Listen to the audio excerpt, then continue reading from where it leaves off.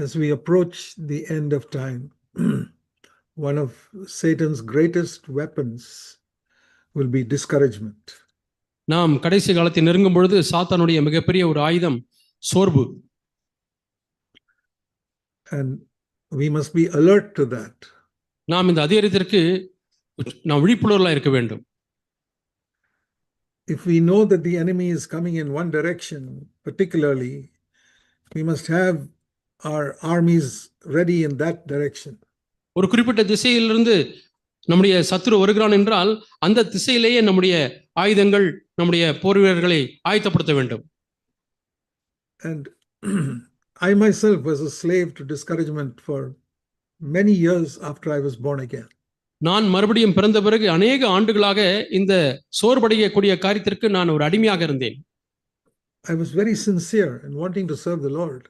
நான் தேவனுக்கு ஊழியம் செய்வதில் மிகவும் உண்மையாக இருந்தேன். But for 16 years after I was born again, I was going up and down in my Christian life. மறுபடியும் பிறந்த பிறகு 16 ஆண்டுகளாக என்னுடைய கிறிஸ்தவ வாழ்க்கையிலே மேலும் கீழுமாய் போய் கொண்டிருந்தேன். I would try to overcome sin, but I would fall. நான் பாவத்தை மேற்கொள்ள முயற்சிப்பேன், ஆனால் விழுந்து விடுவேன். Not externally. Externally my life was perfect. வெளியரங்கமாக அல்ல, வெளியரங்கமாக என்னுடைய வாழ்க்கை பூரணமாக இருந்தது. But in my words and thoughts. ஆனால் என்னுடைய வார்த்தைகளிலே, எண்ணங்களிலே and attitudes to people. மக்கள் மீது இருக்கக்கூடிய மனப்பான்மை, மனநிலை.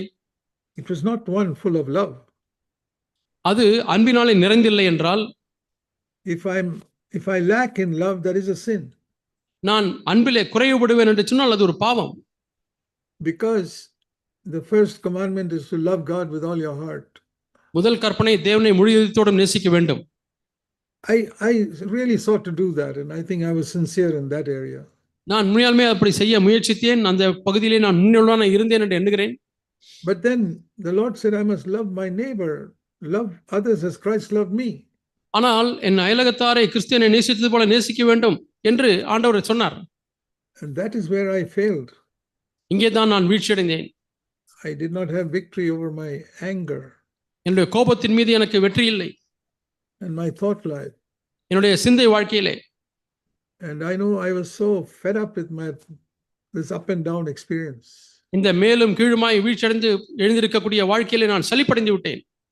And I knew the answer is I need to be filled with the Holy Spirit. அதற்குரிய பதில் நான் பரிசுத்த ஆவியானவரால் நிரப்பப்பட வேண்டும் என்பதுதான்.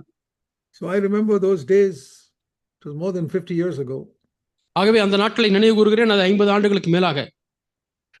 Where I would spend time and fasting and prayer and praying with others for the fullness of the Holy Spirit. பரிசுத்த ஆவியின் நிறைவுக்காக நான் ஜெபிப்பேன், உபவாசிப்பேன், மற்றவர்களோடு கூட சேர்ந்து ஜெபித்திருக்கிறேன்.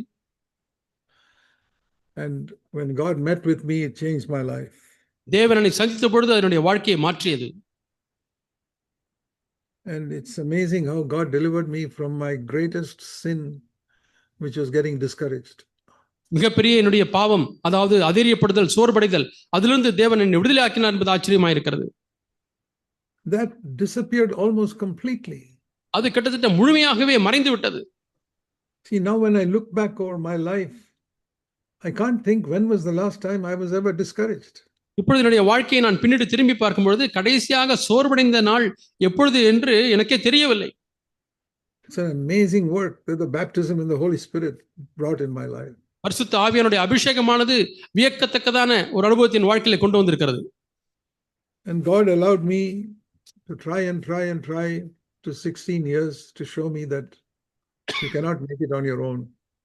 உன்னாலேயே இந்த காரியத்தை சரி செய்ய முடியாது என்பதை கற்றுக் கொடுக்க முடியாக ஆண்டவர் 16 ஆண்டுகள் நான் பல்வேறு காரியங்களை முயற்சி செய்ய அனுமதித்திருந்தார்.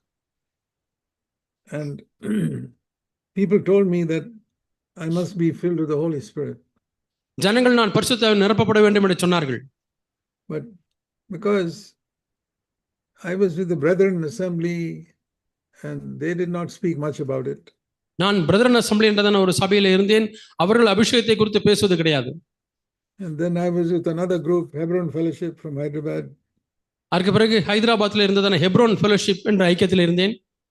There also they didn't speak about the baptism in the Holy Spirit. அங்கேயும் கூட அவர்கள் பரிசுத்த அபிஷேகத்தை குறித்து அதிகமாக பேசுவது கிடையாது. So I had to seek God on my own. ஆகவே நானாகவே தேவனை தேட வேண்டியதா இருந்தது. and with another brother who was also in need like me. என்னோடு கூட இன்னொரு சகோதரன் என்னைப் போலவே தேவையில இருந்தார். அவரோடு கூட சேர்ந்து ஜெபித்தேன். And I'm so thankful that God met with me. தேவன் என்னை சந்தித்தாராகவே நான் நன்றியுள்ளவனாய் இருக்கிறேன்.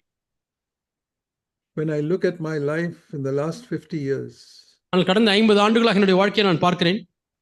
and compare it to the previous 16 years, அதற்கு முன்பு வாழ்ந்த அந்த 16 ஆண்டுகளோடு கூட ஒப்பிட்டு பார்க்கிறேன்.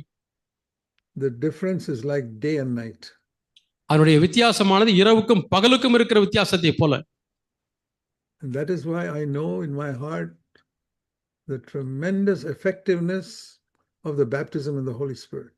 ஆகவேதான் பரிசுத்த ஆவியானுடைய அபிஷேகத்தினுடைய மிகப்பெரிய அந்த ஒரு திறனை நான் வாழ்க்கையில நான் பார்த்திருக்கிறேன். And that I want to say that has been tremendous counterfeited in the world today. அதே சமயத்தில் இன்றைக்கு உலகத்தில் இதற்கு போலியான அனுபவங்கள் எவ்வளவு வந்து விட்டது என்றதையும் சொல்ல விரும்புகிறேன். The baptism in the Holy Spirit is more counterfeited than almost any other Christian experience. வேறு எந்த கிறிஸ்தவ அனுபவத்தை காட்டிலும் பரிசுத்த ஆவியானுடைய அபிஷேகம் என்கிற அனுபவமானது அநேக போலிகளை வைத்திருக்கிறது. I did not know anything about it. People told me I must go to the Pentecostal church because they speak about it. எனக்கு இதை பற்றி தெரியாது. பெந்தேகோஸ்தே சபைக்கு போனால் அபிஷேகம் கிடைக்கும் என்று சொன்னார்கள். ஆகவே நான் போனேன். So I was a young man. I went to one Pentecostal pastor. ஆக வாலிபனாய் இருந்த நான் ஒரு பெந்தேகோஸ்தே பாஸ்டர் இடத்திலே சென்று கேட்டேன். Those days I did not know what was Pentecostals and what they were teaching. Pentecost சபை என்றால் என்ன, அவர்கள் என்ன போதிக்கிறார்கள் என்று எனக்கு அந்த நாட்களே தெரியாது. I was in the Navy. நான் அப்பொழுது கப்பற்படையில் இருந்தேன். And I went to visit this man. அப்பொழுது இந்த பாஸ்டரை போய் பார்த்தேன். இந்த மனிதனை போய் பார்த்தேன். With another brother. இன்னொரு சகோதரனோடு கூட நான் அவரை போய் பார்த்தேன். He told us, you keep saying hallelujah, hallelujah, hallelujah. Keep on saying it. அல்லேலூயா, அல்லேலூயா, அல்லேலூயா என்று சொல்லிக்கொண்டே இருங்கள் என்று சொன்னார். அபிஷேகம் பெறுவதற்கு. Sometimes suddenly your tongue will trip and you will say something else. அப்படி சொல்லிக்கொண்டே இருக்கும்போது உங்கள் நாக்கு அப்படியே திடீரென்று திரும்பி விட்டு வேறு ஏதோ பேசுவீர்கள். I said, brother, this is not what the apostles did on the day of Pentecost. அப்போஸ்தலர் பெந்தேகோஸ்தே நாளில் இப்படியெல்லாம் செய்யவில்லை. These are all human techniques. இவைகளெல்லாம் மனுஷீக உத்திகள். And what people get will be a counterfeit. அப்படி மக்கள் பெறும்பொழுது அது ஒரு போலியான அனுபவமா இருக்கும். Even though I was very young, I had that much discernment to see that was wrong. நான் வாலிபனா இருந்தாலும் கூட, இளைஞனா இருந்தாலும் கூட இதை அறிந்து கொள்ளக்கூடிய அளவுக்கு எனக்கு பகுத்தறிவு இருந்தது. So I said, I'm not going to do that. நான் அதை செய்ய மாட்டேன். The disciples waited on the Lord. சீஷர்கள் ஆண்டவரிடத்திலே காத்திருந்தார்கள். நானும் காத்திருக்க போகிறேன். My anointing must come from heaven, not by my repeating something. எனக்கு பரத்திலிருந்து வேண்டும். நான் திரும்ப சொல்லுவதனால ஒன்றை பெற்றுக்கொள்ளக் கூடாது. And he got very angry with me. அவர் என் மீது கோபப்பட்டார். So I said goodbye and left. நான் அவருக்கு குட்பை என்று சொல்லி அங்கிருந்து போய்விட்டேன். I never went to the Pentecostals for the baptism of the Holy Spirit after that. அதற்கு பிறகு நான் ஒரு காலம் பெந்தேகோஸ்தே சபைக்கு அபிஷேகத்தை பெற்றுக்கொள்வதற்காக நான் போகவே இல்லை. Because I saw what they had was a counterfeit. ஏனென்றால் அவர்கள் என்ன பெற்றுக்கொண்டார்களோ அது ஒரு போலியான அனுபவம் என்பதை பார்த்தேன். And one of the clearest proofs to me was that all those past Pentecostal pastors loved money like anything. அதற்கு இருக்கக்கூடிய தெளிவான நிரூபணம் என்னவென்றால் அந்த பெந்தேகோஸ்தே பாஸ்டர்கள் அவ்வளவு பேரும் பணத்தை நேசிக்கிறவர்களாக இருந்தார்கள். And I knew what Jesus said, that if you love money, you don't love God. நீ பணத்தை நேசிப்பாய் என்று சொன்னால் நீ தேவனை நேசிப்பதில்லை என்று இயேசு சொன்னார். So I could see baptism in the Holy Spirit should make us love God, but these people are not loving God, they are loving money. பரிசுத்த அபிஷேகத்தை பெற்றுக்கொண்டால் தேவனை அதிகமாக நேசிக்க வைக்குமே, ஆனால் இவர்கள் அபிஷேகம் பெற்றுக்கொண்டோம் என்று சொல்லுகிறார்கள், பணத்தை அதிகமாக நேசிக்கிறார்கள்.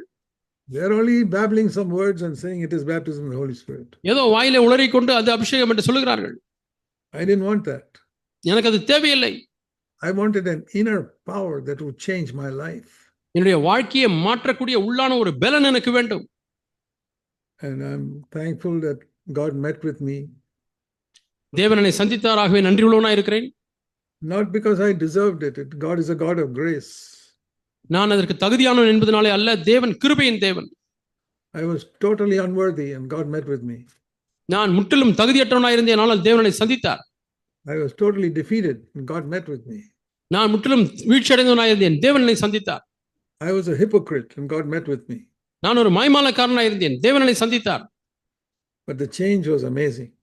ஆனால் அந்த மாற்றமானது வியக்கத்தக்கதாக இருந்தது. When I look back over the last 50 years, கடந்த 50 ஆண்டுகளாக நான் திரும்பி பார்க்கிறேன். I almost never got discouraged. கிட்டத்தட்ட நான் ஒரு காலம் சோர்வடையவே இல்லை. There were times of pressure. அழுத்தங்கள் அதிகமாய் வந்த நாட்கள் உண்டு, நேரங்கள் உண்டு. I do not know how God would deliver me from situation. அப்படிப்பட்ட சூழ்நிலையிலிருந்து தேவன் எப்படி என்னை விடுதலை ஆக்குவார் என்று கூட தெரியாமல் இருந்தது. But God did it. ஆனால் தேவன் அதை செய்தார். And so I see that the truth of what the kingdom of God really is. ஆகவே தேவனுடைய ராஜ்யம் என்றால் என்ன என்கிற சத்தியத்தை நான் பார்த்தேன். See in Acts chapter 1, அப்போஸ்தலர் 1ஆம் அதிகாரம், after Jesus rose from the dead, இயேசு மரித்தோர்ந்து உயிரோடு எழுந்த பிறகு he was with them for 40 days. 40 நாட்கள் இந்த பூமியில இருந்தார். All of you have read, எல்லாரும் வாசித்திருப்பீர்கள். you read Acts of the Apostles. நீங்கள் அப்போஸ்தலர் நடபடிகளை வாசித்திருப்பீர்கள் என்று எண்ணுகிறேன். Can you tell me, without looking at Acts chapter 1, what was Jesus speaking during those 40 days? நீங்கள் அப்போஸ்தலர் நடபடிகள் 1ஆம் அதிகாரத்தை பார்க்காமலேயே அந்த நாட்களிலே இயேசு எதை பற்றி பேசிக் கொண்டிருந்தார் என்று சொல்ல முடியுமா? I hope you know the answer. உங்களுக்கு பதில் தெரியும் என்று எண்ணுகிறேன். It says in Acts 1:4, அப்போஸ்தலர் 1:4, the last part, sorry, Acts 1:3, verse 3.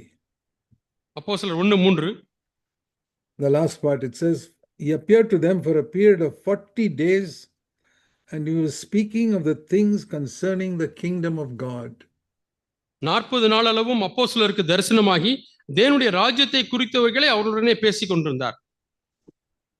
40 days he preached about the kingdom of God.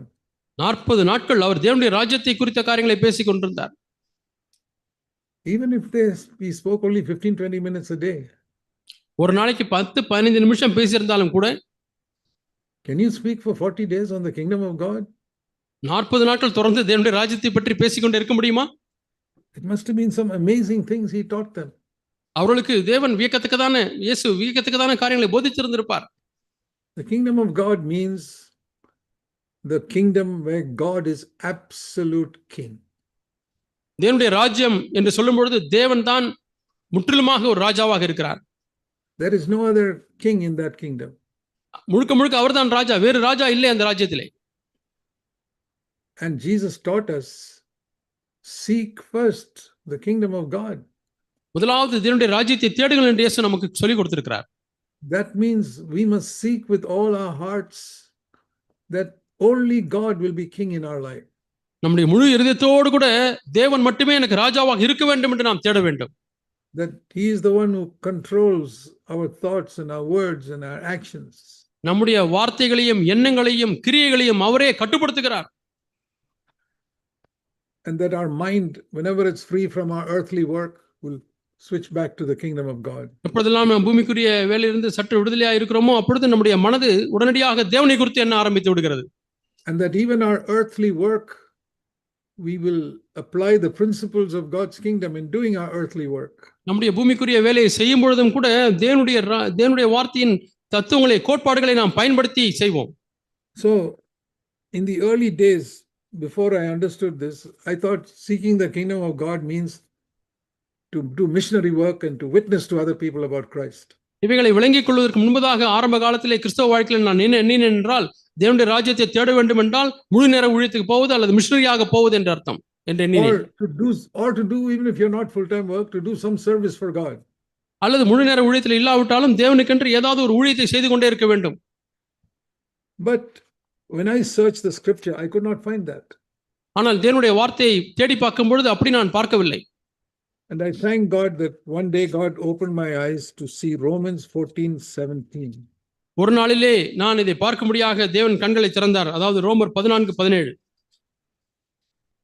And there is a definition of God's kingdom in God's word. தேவனுடைய ராஜ்யத்தை குறித்து தேவனுடைய வார்த்தையிலே ஒரு விளக்கம் காணப்படுகிறது. To seek the kingdom of God first is not doing missionary work.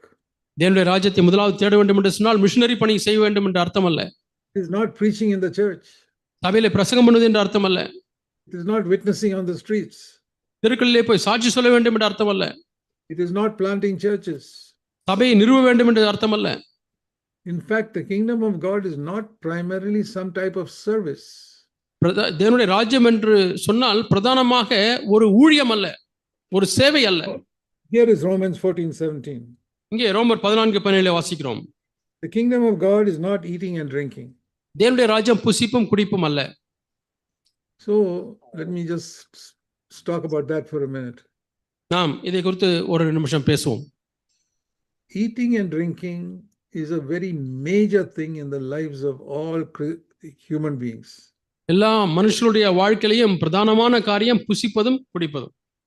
And the richer they are, they can enjoy all types of food they can eat and drink. எந்த அளவுக்கு பணக்காரர்களா இருக்கிறார்களோ அந்த அளவுக்கு வித்தியாசமான சாப்பாடுகளை எல்லாம் ருசி பார்த்து பானங்களை அவர்கள் குடிக்கலாம். And Jesus came and taught his disciples to fast. ஆனால் இயேசுவோ வந்து தம்முடைய சிஷ்யர்களுக்கு உபவாசிக்க கற்றுக் கொடுத்தார். That means the purpose of fasting is not to somehow convince God I'm serious about praying.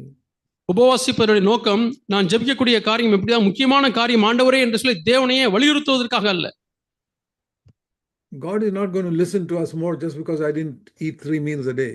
ஒரு நாளைக்கு 3 வேளை சாப்பிடாதபடினாலே தேவன் அதிகமாக என்னுடைய ஜெபத்துக்கு செவி கொடுப்பார் என்ற அர்த்தம் அல்ல. God answers prayers on the basis of humility and faith. தாழ்மை, விசுவாசம் இந்த அடிப்படையில தான் தேவன் ஜெபங்களுக்கு பதில் கொடுக்கிறார். But fasting delivers me from being occupied with earthly things like food. ஆனால் உபவாசம் என்பது ஆகாரத்தை போல பூமிக்குரிய காரியங்களில் திளைத்திருப்பதிலிருந்து என்னை விடுதலையாக்குகிறது.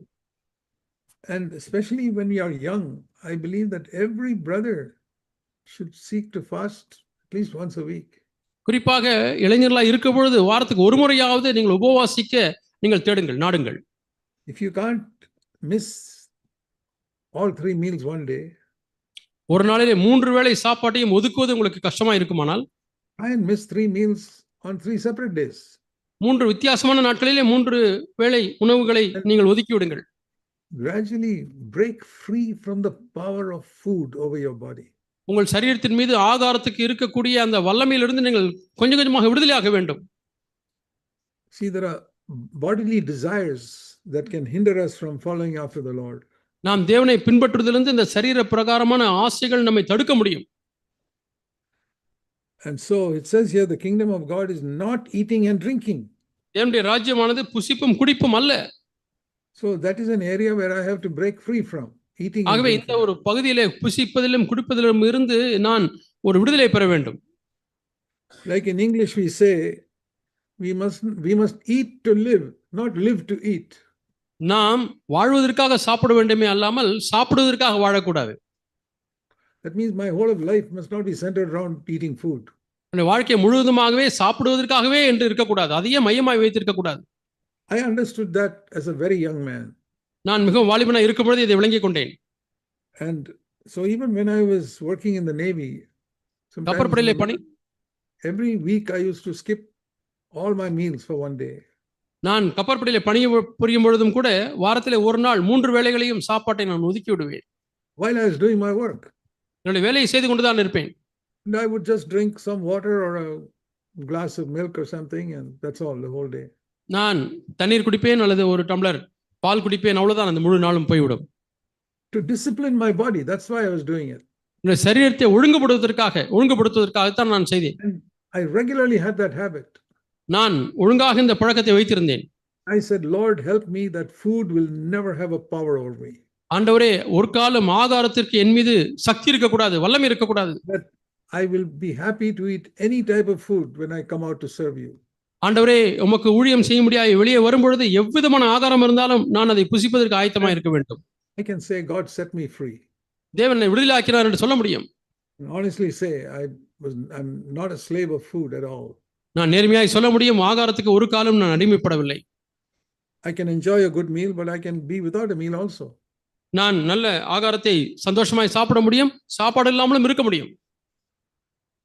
And the other thing was sleep. இரண்டாவது காரியம் தூக்கம். I said, Lord, I want to overcome this desire for comfortable sleep on a comfortable bed. வசதியான ஒரு படுக்கையிலே வசதியாய் தூங்க வேண்டும். அதிலிருந்து ஆண்டவரே நான் விடுதலை பெற வேண்டும். I'm a young man, 23, 24 years old. 23, 24 வயது வாலிபன். And so I would, even though I had a good mattress in the Navy. I would sleep on the கப்பற்படையிலே floor. I sleep கப்பற்படையில் on எனக்கு the நல்ல floor just to discipline myself. கப்பற்படையில் எனக்கு நல்ல அருமையான மெத்தை கொடுத்திருந்தார்கள். ஆனாலும் கூட நான் அந்த என்னை ஒழுக்கப்படுத்த முடியாத தரையில தான் படுப்பேன். Not all the time, but I would discipline myself sometime to sleep on the floor. எல்லா நேரங்களிலுமே அல்ல, சில சமயத்திலே நான் தரையிலே படுத்து என்னோட சரீரத்தை I ஒழுக்கப்படுத்துவேன். said, Lord, I want to overcome this desire for comfort ஆண்டவரே, வசதி என்றதான அந்த ஆசையிலிருந்து நான் விடுதலையாக வேண்டும். and to be free from using money unnecessarily. தேவையில்லாமல் பணத்தை பயன்படுத்தக்கூடிய காரியத்திலே விடுதலை. So I would not unnecessarily buy clothes. ஆகவே தேவையில்லாமல் துணிமணிகளை, ஆடை அணிகலன்கள் வாங்க மாட்டேன். If I had 2 or 3 pairs of clothes, that was enough for me. எனக்கு 2-3 துணிமணிகள் இருந்தால் அது போதும். And I said, Lord, I want to live very simply. ஆண்டவரே, வெளியே வாழ்க்கை வாழ வேண்டும். And I want to be free from the love of money. பண ஆசையிலிருந்து விடுதலையாக வேண்டும். Use my money to help poor people or buy Bibles for poor people. ஆண்டவரே, ஏழை மக்களுக்கு உதவி செய்ய முடியாத பணத்தை பயன்படுத்த வேண்டும், அல்லது அவளுக்கு வேதாகமம் வாங்கி கொடுக்க வேண்டும். So there was a discipline in my life that the Lord taught me to do. ஆகவே அந்த நாட்களிலே தேவன் ஒரு ஒழுக்கத்தை என் வாழ்க்கையில கற்றுக் கொடுத்தார். And that has helped me all my life till today. Now I'm 85 years old. It still helps me. இப்பொழுது எனக்கு 85 வயதாக இருக்கிறது. அன்று கற்றுக்கொண்ட பாடங்கள் இப்பொழுது வரைக்கும் எனக்கு உதவி செய்கிறது. I have no desire for fancy food or fancy comfortable place to stay or sleep or anything. நல்ல ருசியுள்ள ஆகாரத்திற்கு நான் அடிமை அல்ல. அதே போல வசதியான இடத்திலே படுத்து தூங்க வேண்டும், வாழ வேண்டும் என்பதற்கு எனக்கு ஆசை இல்லை. God set me free from all that long ago. எவ்வளவோ நாட்கள் முன்பதாக தேவன் இவைகளிலிருந்து என்னை விடுதலை ஆக்கி இருக்கிறார். The kingdom of God is not eating and drinking or any earthly comfort. தேவனுடைய ராஜ்யம் என்பது புசிப்போ குடிப்போ அல்லது எந்த பூமிக்குரிய வசதிகளோ இல்லை. No, I don't sleep on the floor today. I have a good mattress. I sleep on that. இன்றைக்கு நான் தரையிலே படுத்து தூங்குவதில்லை. நல்ல மெத்தை இருக்கிறது, அதிலே படுத்து தூங்குகிறேன். See, we are not ascetics who, like these sannyasis, say, I've got to discipline my body and always do something hard. சன்னியாசிகளை போல நாம் சரீரத்தை ஒடுக்குகிறவர்களாக, அதன் மூலமாய் பேர் வாங்குறவர்களாக இருக்கக்கூடாது. You can enjoy every good thing God gives you, but don't be a slave to anything. That's what I'm saying. நான் சொல்லுவதெல்லாம் தேவன் கொடுக்கக்கூடிய நல்ல ஒவ்வொரு காரியங்களும் அனுபவியுங்கள், ஆனால் அதற்கு அடிமையாகாதிருங்கள். But don't have a covetousness and greed for something more than what God gives you. தேவன் உங்களுக்கு கொடுப்பதை காட்டிலும் அதிகமாக ஒன்றை பெற்றுக்கொள்வதற்கு பேராசையும் பொருளாசையும் கொள்ள வேண்டாம். And then it goes on in Romans 14 to 17 to say 3 things the kingdom of God is. ரோமர் 14:17 மீண்டுமாய் நாம் கீழே வாசிக்கிறோம் 3 காரியங்கள். Righteousness, peace and joy in the Holy Spirit. நீதி, சமாதானம், பரிசுத்தாவினால் உண்டாகும் சந்தோஷம். Notice that it is not righteousness, peace and joy, but righteousness, peace and joy in the Holy Spirit. நீதியும் சமாதானமும் சந்தோஷம் அல்ல, பரிசுத்த ஆவினாலே உண்டாகிற காரியம். A righteousness that comes from the Holy Spirit. பரிசுத்த ஆவினாலே வரக்கூடிய நீதி. And a joy and a peace that comes from the Holy Spirit. சமாதானமும் சந்தோஷமும் பரிசுத்த ஆவினால் உண்டாக வேண்டும். There is a human righteousness which even some Hindus will have. புறஜாதிகள் கூட வைத்திருக்கக்கூடிய சில சுய நீதிகள் இருக்கிறது. So no, this is a righteousness that comes from the Holy Spirit. இந்த நீதியானது பரிசுத்த ஆவியின் மூலமாக வருகிறது. And the primary aspect of the righteousness of the Holy Spirit is it deals with the inner thoughts and attitudes. பரிசுத்த ஆவியானவர் கொடுக்கக்கூடிய அந்த நீதியினுடைய பிரதானமான அந்த குணாதிசயம் என்னவென்றால் உள்ளான மனப்பான்மையோடு கூட அது இடைபடுகிறது. It deals with all our external behavior also. நம்முடைய வெளியரங்கமான பழக்க வழக்கங்களிலேயும் அது இடைபடுகிறது. But it comes from the heart. ஆனால் உள்ளத்திலிருந்து அது வருகிறது. You know, the Bible says that anger dwells in the heart of a fool. கோபம் மதியினுடைய நெஞ்சிலே குடியிருக்கும் என்று வேதம் சொல்கிறது. And if I don't deal with it there, I have not overcome anger. நான் அங்கேயே அதை இடைபடவில்லை என்று சொன்னால் நான் கோபத்தை மேற்கொள்ளவில்லை. Jesus told us we should not get angry. நாம் கோபப்படக்கூடாது என்று இயேசு சொன்னார். But it is not a matter of controlling my tongue. என்னுடைய நாவை மட்டும் கட்டுப்படுத்துவது காரியம் அல்ல. It's a question of cleansing my heart. என்னுடைய இருதயத்தை நான் சுத்திகரித்தானா என்பதுதான் கேள்வி. See Ecclesiastes 7 verse 9. பிரசங்கி 7:9. It's important to understand. அதை நாம் விளங்கிக் கொள்வது நல்லது. In the last part of verse 9, Ecclesiastes 7:9. பிரசங்கி 7:9 அதனுடைய பின்பகுதி. anger resides in the bosom of fools. மூடரின் நெஞ்சிலே கோபம் குடிகொள்ளும். And in the English, the meaning is that anger has got a permanent residence in the heart of a fool. ஆங்கிலத்திலே தமிழிலே சொல்லப்பட்டது போல ஒரு மூடனுடைய நெஞ்சிலேயே அது வாசம் செய்கிறது, அது வீடாய் வைத்துக்கொள்ள குடிகொண்டிருக்கிறது. That is his permanent residence, anger. அந்த கோபத்திற்கு நிரந்தரமான வாசஸ்தலம் அந்த இருதயம். You never know when it will come out of the tongue. எப்பொழுது வாயில் நாவிலிருந்து வெளியே வரும் என்று தெரியாது.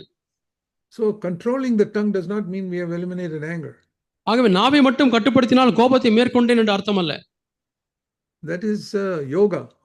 அது yoga. I've had people say that they did yoga and could control their anger. யோகாவின் மூலமாக நான் கோபத்தை கட்டுப்படுத்தி விட்டேன் என்று ஜனங்கள் சொல்லுகிறதை கேட்டிருக்கிறேன். That is not Christianity.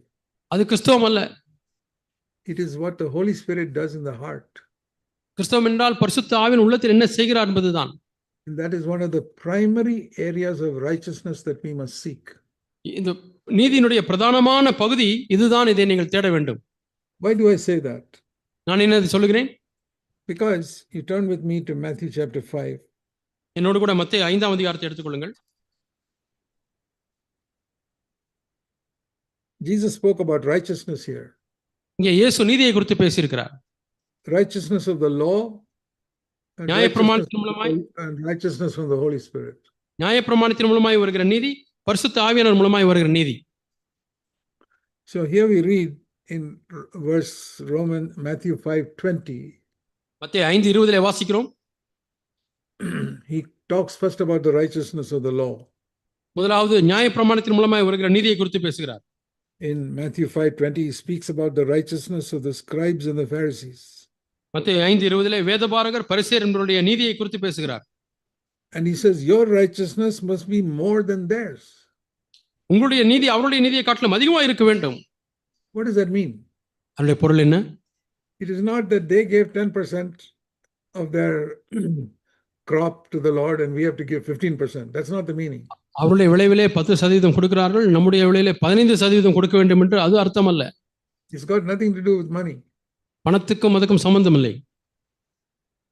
Your righteousness must be more than the righteousness of the scribes and Pharisees if you want to enter the kingdom of heaven. பரலோக ராஜ்யத்திலே நீங்கள் பிரவேசிக்க வேண்டுமானால் வேதபாரகர் பரிசேயர் என்ற நீதியை காட்டிலும் உங்களுடைய நீதி அதிகமாக இருக்க வேண்டும். The Old Testament law was for a kingdom on the earth. பழைய ஏற்பாட்டினுடைய பிரமாணம் அது இந்த பூமிக்குரிய ராஜ்யத்துக்காக. Israelites did not have a kingdom of heaven. இஸ்ரவேலர்களுக்கு பரலோக ராஜ்யம் இல்லை. They had a kingdom on the earth. அவர்களுக்கு பூலோக ராஜ்யம் தான் இருந்தது. So all those standards in the Old Testament was for an earthly kingdom. அங்கே பழைய ஏற்பாட்டில் எல்லா கட்டளைகளுமே ஒரு பூமிக்குரிய ராஜ்யத்துக்கு உரியதுதான். But Jesus came and said the kingdom of heaven is now here. ஆனால் இயேசு இப்பொழுது பரலோக ராஜ்யம் இங்கே இருக்கிறது என்று சொன்னார். That is what John the Baptist preached. இதைத்தான் யோவான் ஸ்நானகனும் பிரசங்கித்தார். Repent because the kingdom of heaven is coming. மனம் திரும்புங்கள், பரலோக ராஜ்யம் சமீபித்து வருகிறது. That was John the Baptist's message, Matthew 3 verse 2. மத்தேயு 3:2 யோவான் ஸ்நானனுடைய செய்தி இது. So Jesus came with a completely new message. ஆகவே இயேசு முற்றிலுமாய் ஒரு புதிய செய்தியோடு கூட வந்தார். The kingdom of heaven. பரலோக ராஜ்யம். And the Old Testament law was not good enough to enter the kingdom of heaven. பழைய ஏற்பாட்டினுடைய நியாயப்பிரமாணமானது பரலோகத்திலே நாம் பிரவேசிக்கக்கூடிய அளவுக்கு அது போதுமானதாக இல்லை, நன்மையானதாக இல்லை. That was good enough for the Israelites to have a kingdom on the earth for God. அது தேவனுக்கென்று இஸ்ரவேல் ஜனங்கள் பூமியிலே ஒரு ராஜ்யத்தை வைத்துக் கொள்ள முடியாக அதற்கு போதுமானதாக இருந்தது. But now he says to the disciples in Matthew 5:20, your righteousness must be much more than that to enter the kingdom of heaven. ஆனால் இப்பொழுது உங்களுடைய நீதியானது அந்த நீதியை காட்டிலும் பரிசேயர் வேதபார நீதியை காட்டிலும் அதிகமாக இருக்க வேண்டும், அப்பொழுதுதான் பரலோக ராஜ்யத்திலே பிரவேசிக்க முடியும். And then he says, I'll tell you what I mean. நான் உங்களுக்கு சொல்லுகிறேன். Would you repeat, brother? What does it mean? I'll tell you. பொருள் என்ன என்று உங்களுக்கு சொல்லுகிறேன். Jesus is saying in Matthew 5:21-22. இயேசு மத்தேயு 5:21-22 சொல்லுகிறார். For example, உதாரணமாக the kingdom of earth had a commandment which said you shall not commit murder. நீ கொலை செய்யக்கூடாது என்கிறதான ஒரு கட்டளை பழைய ஏற்பாட்டிலே தேவனுடைய பூமிக்குரிய ராஜ்யத்துக்கு இருந்தது. But now in the kingdom of heaven, இப்பொழுது பரலோக ராஜ்யத்திலே verse 22, 22ஆம் வசனம், I am saying you should not get angry. நீ கோபப்படக்கூடாது என்று நான் சொல்லுகிறேன்.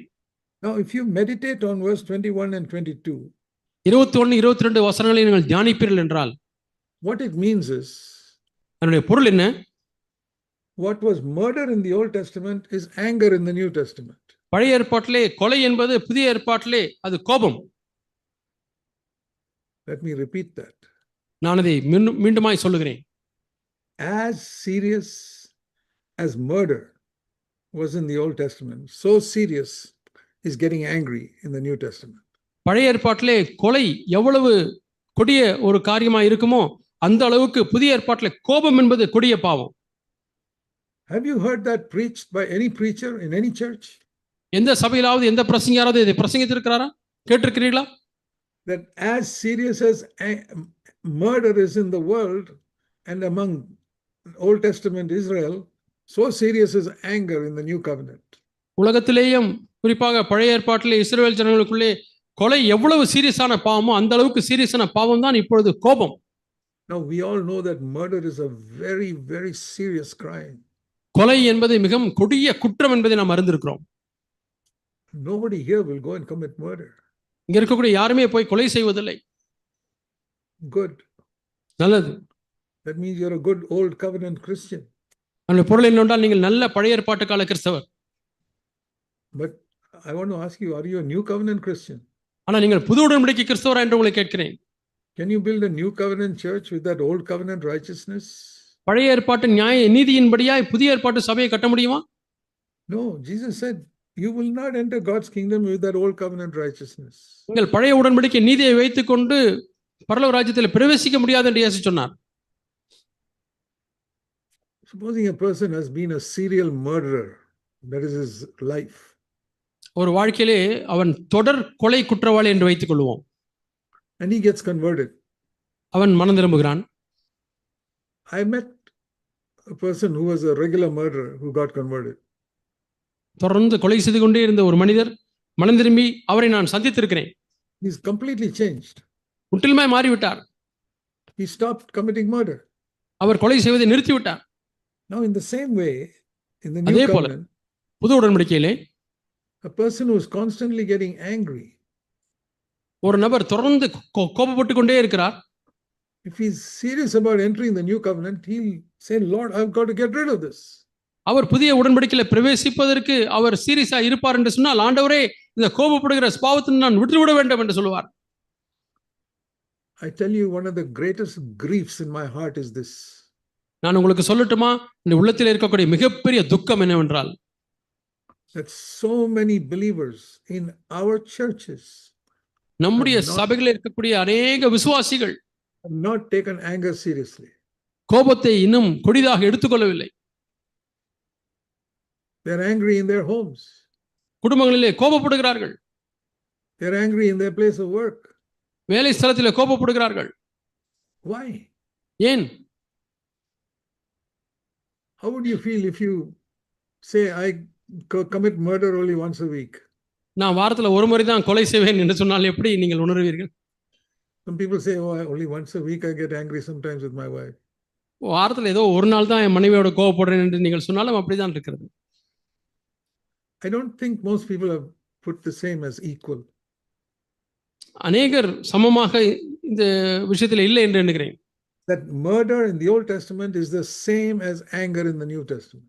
அது என்ன சமநிலை என்று சொன்னால், பழைய ஏற்பாட்டில் இருக்கக்கூடிய கொலை, புதிய ஏற்பாட்டில் இருக்கக்கூடிய கோபம் இரண்டும் சமமா இருக்கிறது என்பதை அநேகர் உணரவில்லை.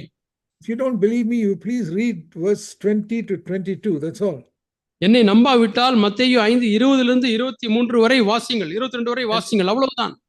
Any of you who are defeated by anger, please meditate on those verses. கோபத்தினாலே சோதிக்கப்பட்டு தோற்கடிக்கப்படுகிற யாராயிருந்தாலும் இந்த வாசனங்களை தியானியுங்கள். He says, if your righteousness, verse 20, does not exceed the righteousness of the Pharisees, you will not enter God's kingdom. பரிசேயருடைய நீதியை காட்டிலும் உங்களுடைய நீதி அதிகமாக இல்லை என்று சொன்னால் நீங்கள் தேவனுடைய ராஜ்யத்தில் பிரவேசிக்க மாட்டீர்கள், பரலோக ராஜ்யத்தில் பிரவேசிக்க மாட்டீர்கள். Nobody preached that message to me when I was a young Christian. நான் இளம் கிறிஸ்தவனாக இருந்தபொழுது யாருமே இந்த செய்தியை பிரசங்கிக்கவில்லை. I never heard a single message against anger for years and years and years when I went to churches. நான் சபைகளுக்கு சென்றிருந்த ஆண்டுகளாக இந்த கோபத்தை குறித்ததான செய்தியை கேட்டதே இல்லை. I met some brethren assembly people, நான் பிரதரன் அசம்பிளி சபை சேர்ந்த ஜனங்களை சந்தித்திருக்கிறேன். they don't believe in victory over sin. அவர்கள் பாவத்தின் மேல் ஜெயம் என்பதிலே அவர்களுக்கு நம்பிக்கை இல்லை. One of their leaders told me this. அப்படிப்பட்ட சபையினுடைய தலைவர்களில் ஒருவர் சொன்னார், Brother, Sermon on the Mount, Matthew 5, 6 and 7 is not for us Christians. இந்த மலை பிரசங்கம் மத்தேயு 5, 6, 7 கிறிஸ்துவர்களாகிய நமக்கு அல்ல என்று சொன்னார். No, that is, the Lord was talking to those Jewish people. ஆண்டவர் அந்த யூதர்களுக்கு பேசிக் கொண்டிருந்தார். Saying these are the standards, you'll never be able to achieve it. இந்த தரங்களை எல்லாம் நாம் ஒருபோதும் அடைய முடியாத தரங்கள். That is why they say Christ died for us and Christ is our righteousness. ஆகவேதான் அவர்கள் கிறிஸ்து நமக்காக மரித்தார், கிறிஸ்துவே நம்முடைய நீதி என்று சொல்கிறார்கள். I say then you must tear out those pages from your Bible. Be honest and tear out Matthew 5, 6 and 7 from your Bible. அப்படியானால் நீங்கள் மத்தேயு 5, 6, 7 உங்கள் வேதாகமத்திலிருந்து கிழித்து போட்டு விடுங்கள். அதுதான் நீங்கள் நேர்மையாக இருப்பதற்கு அடையாளம். Don't keep it there and be a hypocrite. நீங்கள் அதிலே வைத்துக் கொண்டு ஒரு மாய்மாலக்காரனா இருக்கக்கூடாது. I take it seriously. நான் அதை கருத்தாய் எடுத்துக்கொள்கிறேன். Even though I took a long time to conquer it, நான் இதை because I took it seriously, I conquered it. நான் இதை சீரியஸாய் கருத்தாய் எடுத்துக்கொண்டபடினாலே அதிக ஆண்டுகள் ஆனாலும் கூட அதை மேற்கொள்ள முடிந்தது. So I said, Lord, I don't care how long it's going to take. I want 100% victory over my anger.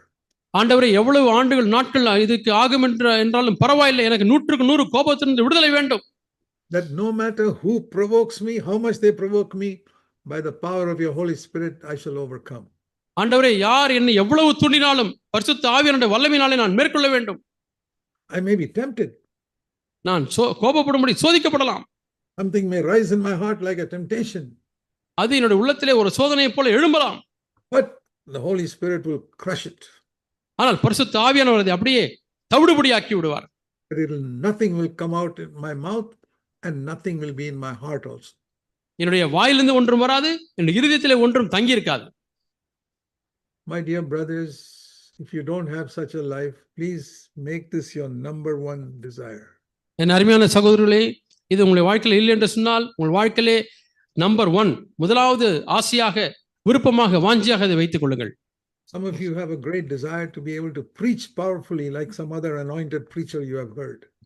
நீங்கள் கேள்விப்பட்ட சில அபிஷேகம் பண்ணப்பட்ட பிரசங்கியாரை போல நானும் மாற வேண்டும் என்ற ஆசை உங்களில் அநேகருக்கு இருக்கிறது. Ask yourself, why do you want to preach like some powerful preacher you have heard? நீங்கள் கேட்ட வல்லமையுள்ள பிரசங்கியாரை போல ஏன் நீங்கள் பிரசங்கிக்க வேண்டும் என்ற ஆசை இருக்கிறது என்று உங்களை நீங்களே கேட்டு பாருங்கள். Ask yourself, why? ஏன் என்று கேட்டு பாருங்கள். Is it really to bless God's people or is it to get some honor yourself? இது உண்மையாலுமே தேவனுடைய பிள்ளைகளை ஆசீர்வதிப்பதற்காகவா அல்லது உங்களுக்கென்று சில கனத்தை பெற்றுக் கொள்வதற்காகவா? Why do you want to preach powerfully? ஒருவேளை நீங்கள் வல்லமையாய் பிரசங்கிக்க விரும்புகிறீர்கள். So that people will admire you, also that they will be blessed and become overcomers. ஜனங்கள் உங்கள் பிரசங்கத்தை மெச்சிக்கொள்வதற்காகவா அல்லது அவர்கள் உங்களை அவர்கள் ஆசீர்வதிக்கப்படுவதற்காகவா? See, there's a lot of honor seeking even in preaching God's word. தேவனுடைய வார்த்தையை பிரசங்கிப்பதிலும் கூட அநேக கனத்தை தேடுதல் இருக்கிறது. And if you want to know, in the Old Testament, if you murdered, they would kill you. That is a punishment. பழைய ஏற்பாட்டிலே கொலை செய்தால் நீங்கள் கொலை செய்யப்படுவீர்கள், அதுதான் தண்டனை. Physical punishment, you kill him. அவனை கொன்றுவிடு, அவன் கொலை செய்து விட்டான், அவனுக்கு கொலை தண்டனை, மரண தண்டனை. What is the punishment for anger in the new covenant? புதிய உடன்படிக்கையிலே கோபத்துக்கு என்ன தண்டனை? No, you don't have to kill him. நீங்கள் கொலை செய்ய வேண்டாம். It says in Matthew 5:22. மத்தேயு 5:22. If you are angry with your brother, you'll be guilty before the court. நீங்கள் சகோதரன் மீது கோபமாய் இருந்தால் வழக்கு மன்றத்துக்கு ஆலோசனைக்கு தீர்ப்புக்கு முன்பாக குற்றவாளிகளாக இருப்பீர்கள். And you don't kill that anger, then the anger will develop and you go begin to say something more serious to your brother. அந்த கோபத்தை கொல்லவில்லை என்று சொன்னால் நீங்கள் இப்பொழுது சகோதரன் மீது கோபமாய் இருக்கிறீர்களே, அவர் மீது இன்னும் ஏதோ ஒன்றை சொல்ல நீங்கள் முற்படுவீர்கள். Then you'll be more guilty before the Supreme Court. இப்பொழுது உச்ச நீதிமன்றத்துக்கு விரோதமாகவே நீங்கள் குற்றவாளியாக இருப்பீர்கள். And you still don't control it. அப்பொழுதும் நீங்கள் கட்டுப்படுத்தவில்லை என்றால், and the anger just keeps coming out. அந்த கோபம் வந்து கொண்டே இருந்தால், see what it says. என்ன சொல்லப்பட்டிருக்கிறது? You're ready to go to hell. நீங்கள் நரகத்துக்கு போவதற்கு தயாராகி விட்டீர்கள். How many Christians have you met who believe that anger will take me to hell? கோபம் என்னை நரகத்துக்கு கொண்டு செல்லும் என்று நம்புகிற எத்தனை கிறிஸ்தவர்களை நீங்கள் சந்தித்திருக்கிறீர்கள்? I preach it. நான் அதை பிரசங்கிக்கிறேன். I've almost never heard a preacher who preaches that anger will take you to hell. கோபம் உங்களை நரகத்துக்கு கொண்டு செல்லும் என்று பிரசங்கித்த பிரசங்கியார் ஒருவர் கூட நான் கேள்விப்பட்டதில்லை. My beloved brothers, அருமையான சகோதரர்களே, seek to get total victory over anger in your home. உங்களுடைய குடும்பத்திலே கோபத்தின் மீது முற்றிலும் வெற்றி கொண்டவர்களாய் நீங்கள் மாற பிரயாசப்படுங்கள். In other words, seek to be filled with the Holy Spirit. இன்னொரு வார்த்தையில சொல்ல போனால் பரிசுத்த ஆவியில் நிரப்பப்படுங்கள். Don't think that fullness of the Holy Spirit will make you anointed preacher first of all. முதலாவதாக நீங்கள் பரிசுத்த அபிஷேகத்தை பெற்ற உடனே அதை உங்களை முதல் தரமான பிரசங்கராய் மாற்றும் என்று எண்ண வேண்டாம். I believe that the devil can preach very powerful messages. பிசாசு மிகவும் வல்லமையான செய்திகளை பிரசங்கிக்க முடியும் என்று நான் நம்புகிறேன். Because he knows the Bible thoroughly and he's got a very clever mind. அவனுக்கு புத்திசாலி மனது இருக்கிறது, அவனுக்கு வேதம் நன்றாக தெரியும். And I've seen many preachers who know the Bible well and they've got a clever mind. அநேக பிரசங்கியார்களை நான் அறிந்திருக்கிறேன், அவர்களுக்கு வேதம் நன்றாக தெரியும், அவர்களுக்கு புத்திசாலி மனது இருக்கிறது. Who don't have a godly life. ஆனால் அவர்களுக்கு தேவபக்தியான வாழ்க்கை இல்லை. Who love money and are always looking for money. அவர்கள் பணத்தை நேசிக்கிறார்கள், பணம் எங்கே கிடைக்கும் என்று தேடிக்கொண்டே இருக்கிறார்கள். But they preach very powerfully. ஆனால் வல்லமையாய் பிரசங்கிக்கிறார்கள். So don't rejoice that you can preach very powerfully in an impressive way. ஆகவே நீங்கள் கவர்ச்சிகரமாக வல்லமையாக பிரசங்கிக்கிறீர்கள் என்பதனாலே சந்தோஷப்பட வேண்டாம். Because there are many unconverted, godless people who can do that also. ஏனென்றால் மனம் திரும்பாத தேவனற்றவர்களும் அப்படி செய்ய முடிகிறது. Even the devil can do it. பிசாசும் கூட அதை செய்ய முடியும். Seek to overcome anger. கோபத்தை மேற்கொள்ள பிரயாசப்படுங்கள். What did we read in Ecclesiastes? Anger dwells in the heart of a fool. பிரசங்கில் என்ன வாசித்தோம்? மூடனுடைய நெஞ்சிலே கோபம் குடிகொள்ளும். When you have anger in your heart, say to yourself, Lord, I am a fool. உங்கள் உள்ளத்திலே கோபம் வந்தால், ஆண்டவரே நான் ஒரு மூடன் என்று சொல்லுங்கள். I'm not a wise man. நான் ஒரு புத்திமான் அல்ல. And if you're an elder, you're just deceiving all the people in your church. அப்படி இருந்தும் நீங்கள் ஒரு மூப்பராய் இருப்பீர்கள் என்று சொன்னால் நீங்கள் சபை முழுவதுமாய் வஞ்சித்துக் கொண்டிருக்கிறீர்கள். I want all of you to really seek to overcome this. Make this one of the passion of your heart from this meeting onwards. இந்த கூட்டத்திலிருந்து நீங்கள் இந்த காரியத்தை உங்களுடைய உள்ளத்தினுடைய ஒரு பெரிய தீராத வேட்கையாக மாற்றிக்கொள்ளுங்கள். And if you have hurt somebody with your anger, உங்களுடைய கோபத்தினாலே வேறு யாரையாவது புண்படுத்தி இருந்தால், it says in verse 23, God will not listen to your prayer. 23ஆம் வசனத்திலே தேவன் உங்களுக்கு ஜெபத்துக்கு செவி கொடுக்க மாட்டார். You come to offer your prayer at the altar, it says you must first verse 24, go and ask that person's forgiveness, be reconciled and then come and pray. நீங்கள் ஜெபிக்க முடியாய் தேவனுடைய சமூகத்திலே வருகிறீர்கள், அங்கு வரும்பொழுது சகோதரனுக்கு குறை உண்டு என்று நினைவு கூறுகிறீர்கள், முதலாவது போய் ஒப்புரவாகி விட்டு பின்பு வந்து நீங்கள் ஜெபியுங்கள். How many people get angry with their husband or with their wife, with their wife, and they never ask forgiveness from their wife? எத்தனை கணவன்மார்கள் தங்கள் மனைவி மீது கோபப்பட்டு ஒரு காலம் மனைவியிடத்திலே மன்னிப்பு கேட்பதே இல்லை. But they pray. ஆனால் ஜெபிக்கிறார்கள். But it says here you must first go and settle matters with your wife and then only be reconciled, verse 24, then come and pray. ஆனால் இங்க என்ன சொல்லுகிறோம்? சொல்லப்பட்டிருக்கிறது 24ஆம் வசனத்திலே முதலாவது மனைவியிடத்திலே போய் ஒப்புரவாகி விட்டு பின்பு வந்து JP. If you get angry with your wife 3 times a day, you must apologize 3 times a day and then only go to God to pray. ஒரு நாளிலே 3 முறை மனைவியிடத்திலே கோபப்பட்டால் 3 முறை மன்னிப்பு கேட்டுவிட்டு அதுக்கு பிறகுதான் வந்து ஜெபிக்க வேண்டும். My beloved brothers, please take this seriously. அருமையான சகோதரர்களே, இதை கருத்தாய் எடுத்துக்கொள்ளுங்கள். Your relationship with God will improve tremendously. தேவனோடு கூட உள்ள உங்கள் உறவு அபரிமிதமாக அது மேன்மை அடையும். And then next thing, அடுத்த காரியம், Jesus gave us 2 examples. தேவன் 2 மாதிரிகளை கொடுத்திருக்கிறார். Old Testament law and New Testament commandment. பழைய ஏற்பாட்டு பிரமாணம், புதிய ஏற்பாட்டு பிரமாணம். Second example is adultery, verse 27. இரண்டாவது 27ஆம் வசனத்தில் இரண்டாவது மாதிரி விபச்சாரம். That is a very serious sin. Adultery means going and having sex with somebody else's wife. விபச்சாரம் என்பது வேறொருவருடைய மனைவியோடு கூட உடல் உறவு கொள்வது. That's a very serious sin. அது மிகவும் கொடிய பாவம். And in the Old Testament law was such a person must be killed. பழைய ஏற்பாட்டிலே பிரமாணம் என்னவென்றால் அப்படிப்பட்ட விபச்சாரக்காரன் கொலை செய்யப்பட வேண்டும். A man must have one wife and he must be faithful to his wife. ஒரு மனிதன் ஒரு மனைவியை கொண்டிருக்க வேண்டும், அவளுக்கு உண்மையானவனாக இருக்க வேண்டும். And if you go and have sex with some other person, you should be killed. வேறு ஒரு நபரோடு கூட நீங்கள் உறவு கொள்வீர்கள் என்று சொன்னால் நீங்கள் கொலை செய்யப்பட வேண்டும். That was Old Testament law. இதான் பழைய ஏற்பாட்டு பிரமாணம். New Testament, the Lord says, புதிய ஏற்பாட்டில் ஆண்டவர் சொல்கிறார், verse 28, 28ஆம் வசனம், I say to you, நான் உங்களுக்கு சொல்லுகிறேன். Moses said, the one who commits adultery should be punished. விபச்சாரம் செய்கிறவன் தண்டிக்கப்பட வேண்டும் என்று மோசே சொல்லுகிறார். But I say to you, நான் உங்களுக்கு சொல்லுகிறேன், if you look at a woman with lust in your eyes ஒரு ஸ்திரீயை இச்சையோடு கூட நீங்கள் பார்ப்பீர்கள் என்று சொன்னால், and in your heart, உள்ளத்திலே இச்சை, you haven't touched her. நீங்கள் இன்னுமாய் அவளை தொடவில்லை. She was on the other side of the road. அந்த ரோட்டின் மறுபக்கத்தில் இருக்கிறார்கள். But you lusted after her with your eyes. ஆனால் உங்கள் கண்களினாலே நீங்கள் இச்சித்தீர்கள். The Lord says you have already committed adultery with her. ஏற்கனவே அவளோடு கூட According to the new covenant standard. புது உடன்படிக்கையுடைய தரத்தின்படியா ஏற்கனவே நீங்கள் அவளோடு கூட விபச்சாரம் செய்தாயிற்று. Haven't you committed adultery many times? பல சமயங்கள் நீங்கள் விபச்சாரம் செய்யவில்லையா? All men have done it.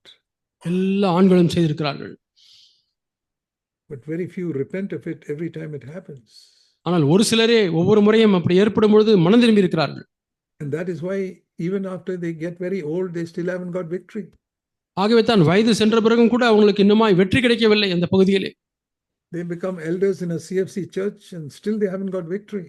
CFC சபையில் மூப்பராய் மாறுகிறார்கள், ஆனாலும் வெற்றி கிடைக்கவில்லை. Because they have not taken each failure seriously. என்றால் ஒவ்வொரு வீழ்ச்சியையும் தோல்வியையும் அவர்கள் கருத்தில் கொள்ளவில்லை. Jesus said it is so serious a sin இது எந்த அளவுக்கு கொடிய பாவம் என்றால், that it's better you pull out your eye so that you don't look with lust. இச்சையாலே பார்க்காதபடிக்கு உன் கண்களை பிடுங்கி போடு என்று சொல்கிறார். பிடுங்கி எரிந்து போடு. 29. Take your eye, tear it out and throw it away. உன் கண் உனக்கு இடர் உண்டாக்கினால் அதை பிடுங்கி எரிந்து போடு. Why? ஏன்? Because with lusting with your eyes, verse 29, last part, you can go to hell. ஏனால் கண்களினாலே இச்சிக்கிறபடினாலே நீ நரகத்துக்கு போய் விடுவாய். We preach to people, believe in the Lord Jesus Christ, otherwise you'll go to hell. நீ இயேசு கிறிஸ்து விசுவாசி இல்லாவிட்டால் நீ நரகத்துக்கு போவாய் என்று நாம் பிரசங்கிக்கிறோம். But Jesus says, stop lusting with your eyes, otherwise you'll go to hell. ஆனால் இயேசு என்ன சொல்கிறார்? கண்களினாலே இச்சிப்பதை நிறுத்திவிடு, இல்லாவிட்டால் நீ நரகத்துக்கு போவாய் என்று சொல்கிறார். Stop getting angry, otherwise you'll go to hell. கோபப்படுவதை நிறுத்திவிடு, இல்லாவிட்டால் நீ நரகத்துக்கு போவாய். Where do we hear such a message today? இன்றைக்கு எங்கே நீங்கள் இப்படிப்பட்ட செய்தியை கேட்கிறீர்கள்? Even in CFC churches, it is not being preached enough. CFC சபைகளிலே கூட போதுமான அளவு இது பிரசங்கிக்கப்படுவதில்லை. And then it talks about committing sin, verse 30, with your right hand. பிறகு 30ஆம் வசனத்திலே வலது கையினாலே பாவம் செய்கிறதை குறித்து வாசிக்கிறோம். And if your right hand you sin sexually, cut it off. வலது கையினாலே பாலியல் பாவத்தை செய்வீர்கள் என்று சொன்னால் அதை வெட்டி எடுத்து எரிந்து போடுங்கள். Otherwise, again, you'll go to hell, verse 30. இல்லாவிட்டால் 30ஆம் வசனத்திலே மீண்டுமாய் நீ நரகத்துக்கு போவாய். How many people believe this? எத்தனை மக்கள் இதை நம்புகிறார்கள்? That is why those brethren people say this Matthew 5, 6 and 7 is not for us. ஆகவே தான் பிரதரன் சபையில் உள்ளவர் சொல்லுகிறார்கள் மத்தேயு 5, 6, 7 நமக்கு அல்ல என்று. Because they find it's difficult to follow, so they say it's not for us. அதை பின்பற்றுவது கடினமாக இருக்கிறபடினால நமக்கு இது ஒத்து வராது என்று சொல்லுகிறார்கள். They are deceiving so many people. அவர்கள் இப்படி அநேகரை வஞ்சிக்கிறார்கள். How many churches have you heard? How many preachers have you heard preaching about these subjects? இந்த பாடத்திலே எத்தனை சபைகளிலே பிரசங்கிக்கிறதை நீங்கள் கேட்டிருக்கிறீர்கள்? The kingdom of earth was don't commit murder, don't commit adultery. இந்த பூமிக்குரிய ராஜ்யம் விபச்சாரம் செய்யாதிருப்பாயாக, கொலை செய்யாதிருப்பாயாக. That's what they were taught in the Old Testament. இதைத்தான் பழைய ஏற்பாட்டிலே அவர்கள் போதிக்கப்பட்டார்கள்.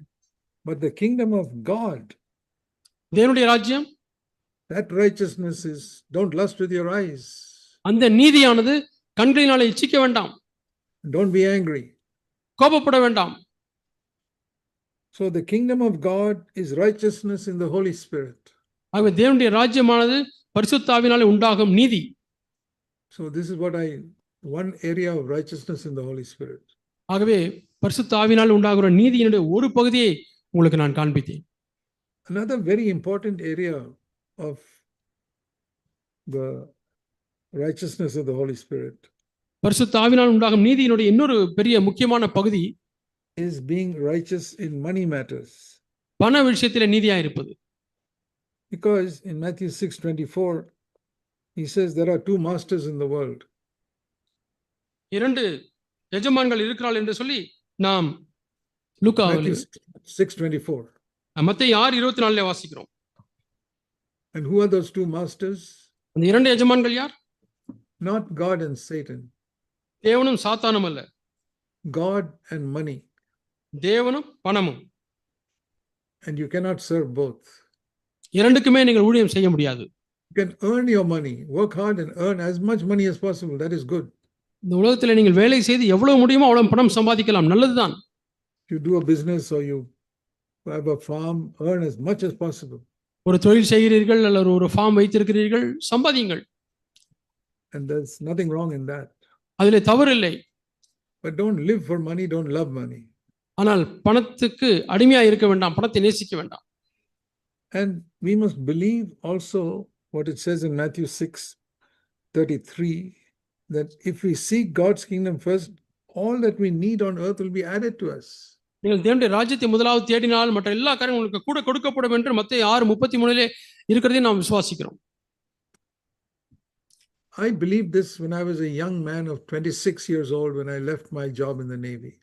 நான் 26 வயதிலே கப்பற்படை வேலையை ராஜினாமா செய்து விட்டு வெளியே வந்த பொழுது நான் அதை விசுவாசித்தேன்.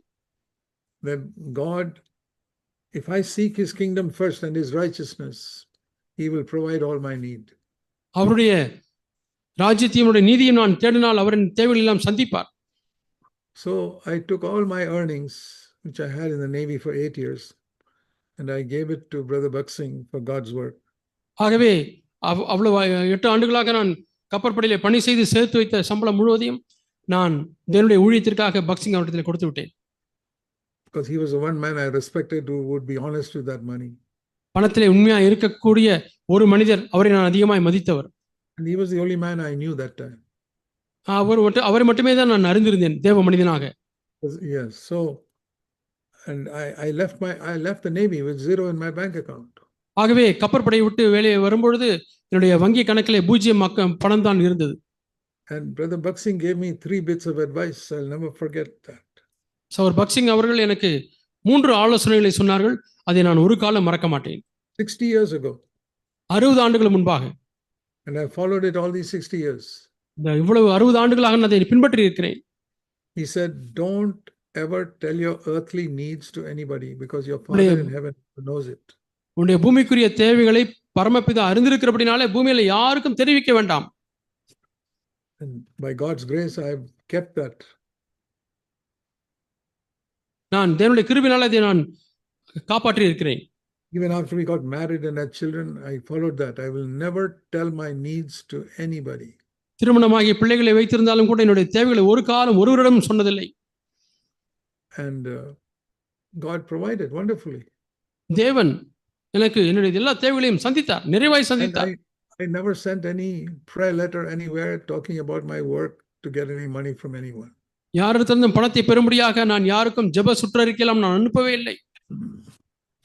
I said, Lord, I want to prove that verse in my life. If I seek God's kingdom and first, will you add everything I need to me?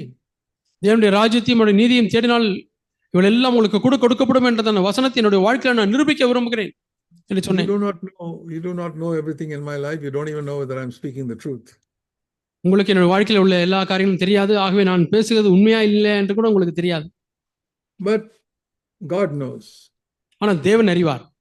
One day when Christ comes, the whole world will know about my life. ஒரு நாளிலே கிறிஸ்து வரும்பொழுது முழு உலகம் என் வாழ்க்கையை அறியும். But I want to say to you honestly, this is the honest truth before God. ஆனால் உங்களுக்கு முன்பாக நேர்மையாக சொல்லுகிறேன், தேவனுக்கு முன்பாக நேர்மையான சத்தியம் இதுதான் உண்மை. God has provided all our need without ever telling anybody my need. யாருக்கும் என்னுடைய தேவையை சொல்லாமல் எல்லா தேவைகளையும் தேவன் இதுவரை சந்தித்திருக்கிறார். But my wife and I lived very simply. ஆனால் நானும் என்னுடைய துணைவியாரும் மிகவும் எளிமையாக வாழ்ந்தோம். There were many things on this earth I could not buy. இந்த பூமியிலே அநேக காரியங்களை எங்களாலே வாங்க முடியாது இருந்தது. In all the years I brought up my children at home, I never took them even once to a restaurant for food. என்னுடைய பிள்ளைகளை வீட்டிலே வளர்த்த அந்த நாட்களில் எல்லாம் ஒரு முறை கூட ஹோட்டலுக்கு போய் அவர்களுக்கு சாப்பாடு வாங்கி கொடுத்ததில்லை. I'm not saying you should not do that. நீங்கள் அப்படி செய்யக்கூடாது என்று சொல்லவில்லை. Many of you earn good money, please do it. உங்களில் அநேக நல்லா சம்பாதிக்கிறீர்கள், நீங்கள் செய்யுங்கள். I could not do it because I didn't have that much money. எனக்கு அவ்வளவு பணம் இல்லாதபடினால என்னால செய்ய முடியவில்லை. Oh, I said we will make food at home and that's what you eat. வீட்டில் இருக்கக்கூடிய ஆகாரத்தை சாப்பிடுவோம், அதே தேவன் நமக்கு கொடுத்திருக்கிறார். I could not take my children to some place for a tourism for a holiday. விடுமுறை நாட்களுக்கு என்னுடைய பிள்ளைகளை சுற்றுலாவுக்கெல்லாம் அழைத்து செல்லவில்லை. My holiday was to go and visit my parents or my wife's parents. That was our holiday. எங்களுடைய விடுமுறை எல்லாம் ஒன்று என்னுடைய பெற்றோரை சந்திக்க போவோம், இல்லாவிட்டால் என்னுடைய துணைவியாருடைய பெற்றோரை சந்திக்க போவோம், அவ்வளவுதான். We were happy. சந்தோஷமா இருந்தோம். You don't have to see the world to be happy. நீங்கள் சந்தோஷமா இருப்பதற்கு உலகத்தை எல்லாம் பார்க்க வேண்டும் என்றல்ல. And amazingly, God took care of us, kept us away from getting sick and being hospitalized and all these things. ஆகவே வியக்கத்தக்க விதத்திலே தேவனை பொறுப்படுத்திக் கொண்டார். நாங்கள் ஆஸ்பத்திரிக்கு அதிகமாக செலவு செய்ய தேவையில்லாதிருந்தது. தேவன் நல்ல ஆரோக்கியத்தை கொடுத்து பாதுகாத்தார். My wife and I never was admitted to a hospital for sickness in all our 57 years of married life. எங்களுடைய 57 ஆண்டுகளாக எங்களுடைய திருமண வாழ்க்கையிலே ஒரு காலம் நாங்கள் ஆஸ்பத்திரியிலே வியாதிக்காக அனுமதிக்கப்பட்டதே கிடையாது. God has been good to us. That's all. I'm only trying to testify. I'm not boasting. நான் மேன்மை பாராட்டவில்லை, தேவன் நல்லவர் என்பதை நான் சாட்சி பகருகிறேன். I'm trying to say that you have to be a living testimony to the fact that you got a father in heaven. உங்களுக்கு பரலோகத்திலே ஒரு தகப்பன் இருக்கிறார் என்பதற்கு நீங்கள் ஜீவனுள்ள சாட்சியாக இருக்க வேண்டும். Jesus lived very simply. இயேசு மிகவும் எளிமையாக வாழ்ந்தார். He did not say, I got a father in heaven so I can spend a lot of money. ஓ, எனக்கு பரலோகத்திலே தகப்பன் இருக்கிறார், ஆகவே நான் எப்படி வேண்டுமென்றாலும் செலவு செய்யலாம் என்று இயேசு வாழவில்லை. I see one example I'll show you. ஒரு உதாரணம். Jesus lived in Capernaum. கப்பர்நகூமிலே இயேசு வாழ்ந்தார். He moved from Nazareth to Capernaum when he was 30 years old. 30 வயதாக இருக்கும்போது நாசரேத்திலிருந்து கப்பர்நகூமுக்கு போனார். From Capernaum he would walk to Jerusalem, 3 days journey to go and preach in the temple there. கப்பர்நகூமிலிருந்து எருசலேமிலே தேவாலயத்திலே போய் பிரசங்கிப்பதற்கு 3 நாள் பிரயாணம் அவர் நடந்து போவார். So Jerusalem is not his home. எருசலேம் அவருடைய வீடு அல்ல. When you go to some place to preach, where are you going to stay? எங்கேயாவது பிரசங்கிக்க போனால் எங்கே தங்குவார்? A lot of people were giving money to Jesus. Judas Iscariot had a bag full of money. யூதாஸ் காரியத்துக்கு பணப்பை இருந்தது. அநேகர் இயேசுவுக்கு பணம் கொடுப்பார்கள். Yeah, they could have stayed in a hotel, no problem. அவர்கள் ஒரு ஹோட்டல்ல போய் தங்கி இருந்திருக்கலாம், பிரச்சனை இல்லை. I want you to see one example. ஒரு உதாரணத்தை நீங்கள் பார்க்க முடியாது விரும்புகிறேன். Jesus in Jerusalem, one day he stood in the temple, John 7:37. யோவான் 7ஆம் அதிகாரம் 37ஆம் வசனம். இயேசு தேவாலயத்துக்கு எருசலேமில் சென்றிருந்தார். And in the temple he was preaching, if anyone is thirsty, let him come to me and drink. தாகமாக இருந்தால் இடத்திலே வந்து பானம் பண்ண கடவுள் என்று பிரசங்கிக்கிறார் அந்த தேவாலயத்திலே. This is in Jerusalem. அது எருசலேமிலே. And at the end of the day, அந்த நாளின் கடைசியிலே nobody invited him to their home to come and sleep for the night. அந்த இரவு எங்கள் வீட்டிலே வந்து தங்கிக் கொள்ளுங்கள் என்று சொல்லி யாரும் அவரை அழைக்கவில்லை. What did he do? அவர் என்ன செய்தார்? He could have taken money from Judas's bag and said, let's all go and stay in some good hotel today. அவர் யூதாஸ் பையிலிருந்து பணத்தை எடுத்து நாம் இன்றைக்கு ஹோட்டலிலே போய் தங்கலாம் என்று சொல்லி ஹோட்டலுக்கு போயிருக்கலாம். There would have been nothing wrong if he did that, because people had given, because he didn't ask for that money, people had given it voluntarily to support God's work. அப்படி அவர் செய்திருந்தால் அதில் ஒரு தவறும் இல்லை. ஏனென்றால் அவர் பணத்தை கேட்கவில்லை, தேவனுடைய ஊழியத்திற்காக அநேகர் பணத்தை கொடுத்தார்கள். Yeah, I myself have stayed in hotel where somebody else has paid for me when I went to serve the Lord somewhere. நான் எங்கேயாவது ஊழியத்துக்கு போகியிருந்தால் அங்கே அவர்கள் பணத்தை செலவு செய்து ஹோட்டலில் ரூம் போட்டிருந்தால் நான் போய் தங்குவேன். But Jesus didn't do it. ஆனால் இயேசு அப்படி செய்யவில்லை. It says at night, verse 53. 53ஆம் வசனம், அந்த இரவு Everybody went to their own home. அவரவர் தங்கள் வீட்டுக்கு போனார்கள். But Jesus had no place to go. ஆனால் இயேசுக்கோ போவதற்கு எந்த இடமும் இல்லை. Because his home was 3 days away in Capernaum. அவருடைய வீட்டுக்கு போக வேண்டுமானால் 3 நாள் பிரயாணமாய் திரும்பி செல்ல வேண்டும். So Jesus went, it says in next verse, chapter 8, verse 1, he went to the Mount of Olives. ஆகவே 8ஆம் அதிகாரம் 1ஆம் வசனத்திலே வாசிக்கிறோம், இயேசு ஒலிவ மலைக்கு போனார். In those 2 verses, I learned something. இந்த 2 வசனங்களிலே நான் ஒன்றை கற்றுக்கொண்டேன். The discipline Jesus had in his life. இயேசு தம்முடைய வாழ்க்கையிலே அவர் வைத்திருந்த அந்த ஒழுக்கம். I will not unnecessarily waste God's money. தேவனுடைய பணத்தை நான் தேவையில்லாத விதத்திலே வீணடிக்க மாட்டேன். And so he went to the Mount of Olives and he slept under the trees. ஆகவே ஒலிவ மலைக்கு சென்று மரங்களின் கீழே அவர் நித்திரை செய்தார், ஓய்வெடுத்தார். He said, Father, praise you, it's not raining today, I can sleep under the trees. பிதாவை நோக்கி, ஆண்டவரே உமக்கு நன்றி, நான் மரத்தடியிலே தூங்கும்படியா எனக்கு செய்திருக்கிற நன்றி என்று சொன்னார். It's not raining, so I can sleep peacefully. மழையிலே நான் சமானமாய் தூங்க முடியும். And next morning, verse 2, he came in the morning and again began to teach. மறுநாள் காலையிலே அவர் திரும்பி தேவாலயத்துக்கு வந்தபோது அவர் போதிக்க ஆரம்பித்தார். And he did not begin his message by saying, last night I was sleeping under the trees. அடுத்த நாள் அவர் பிரசங்கம் ஆரம்பிக்கும் பொழுது, கடந்த இரவிலே நான் ஒலிவ மலையிலே தங்கியிருந்த பொழுது என்று சொல்லி பிரசங்கத்தை ஆரம்பிக்கவில்லை. That would be to make people feel guilty that you did not invite me to your house. நீங்கள் யாருமே வீட்டுக்கு கூப்பிடல என்று சொல்லி மக்களை குற்ற உணர்வோடு செய்யக்கூடியதா இருந்திருக்கும். Not like that. அப்படி அல்ல. He was very happy to live a very simple life. மிகவும் எளிய வாழ்க்கையை வாழ்வதற்கு அவர் சந்தோஷமுள்ளவராய் இருந்தார். I have observed carefully in reading the Gospels. சுவிசேஷங்களை வாசிப்பதற்கு நான் மிகவும் கவனமுள்ளவனாய் இருக்கிறேன். That Jesus was a master at being a very simple life. மிகவும் எளிய வாழ்க்கையை வாழ்வதிலே அவர் கைதேர்ந்த ஒரு எஜமானனாய் இருக்கிறார். And he says, follow me. என்னை பின்பற்றுங்கள் என்று சொன்னார். Be very faithful with money, dear brothers. அருமையான சகோதரர்களே, பண விஷயத்திலே உண்மையாயிருங்கள்.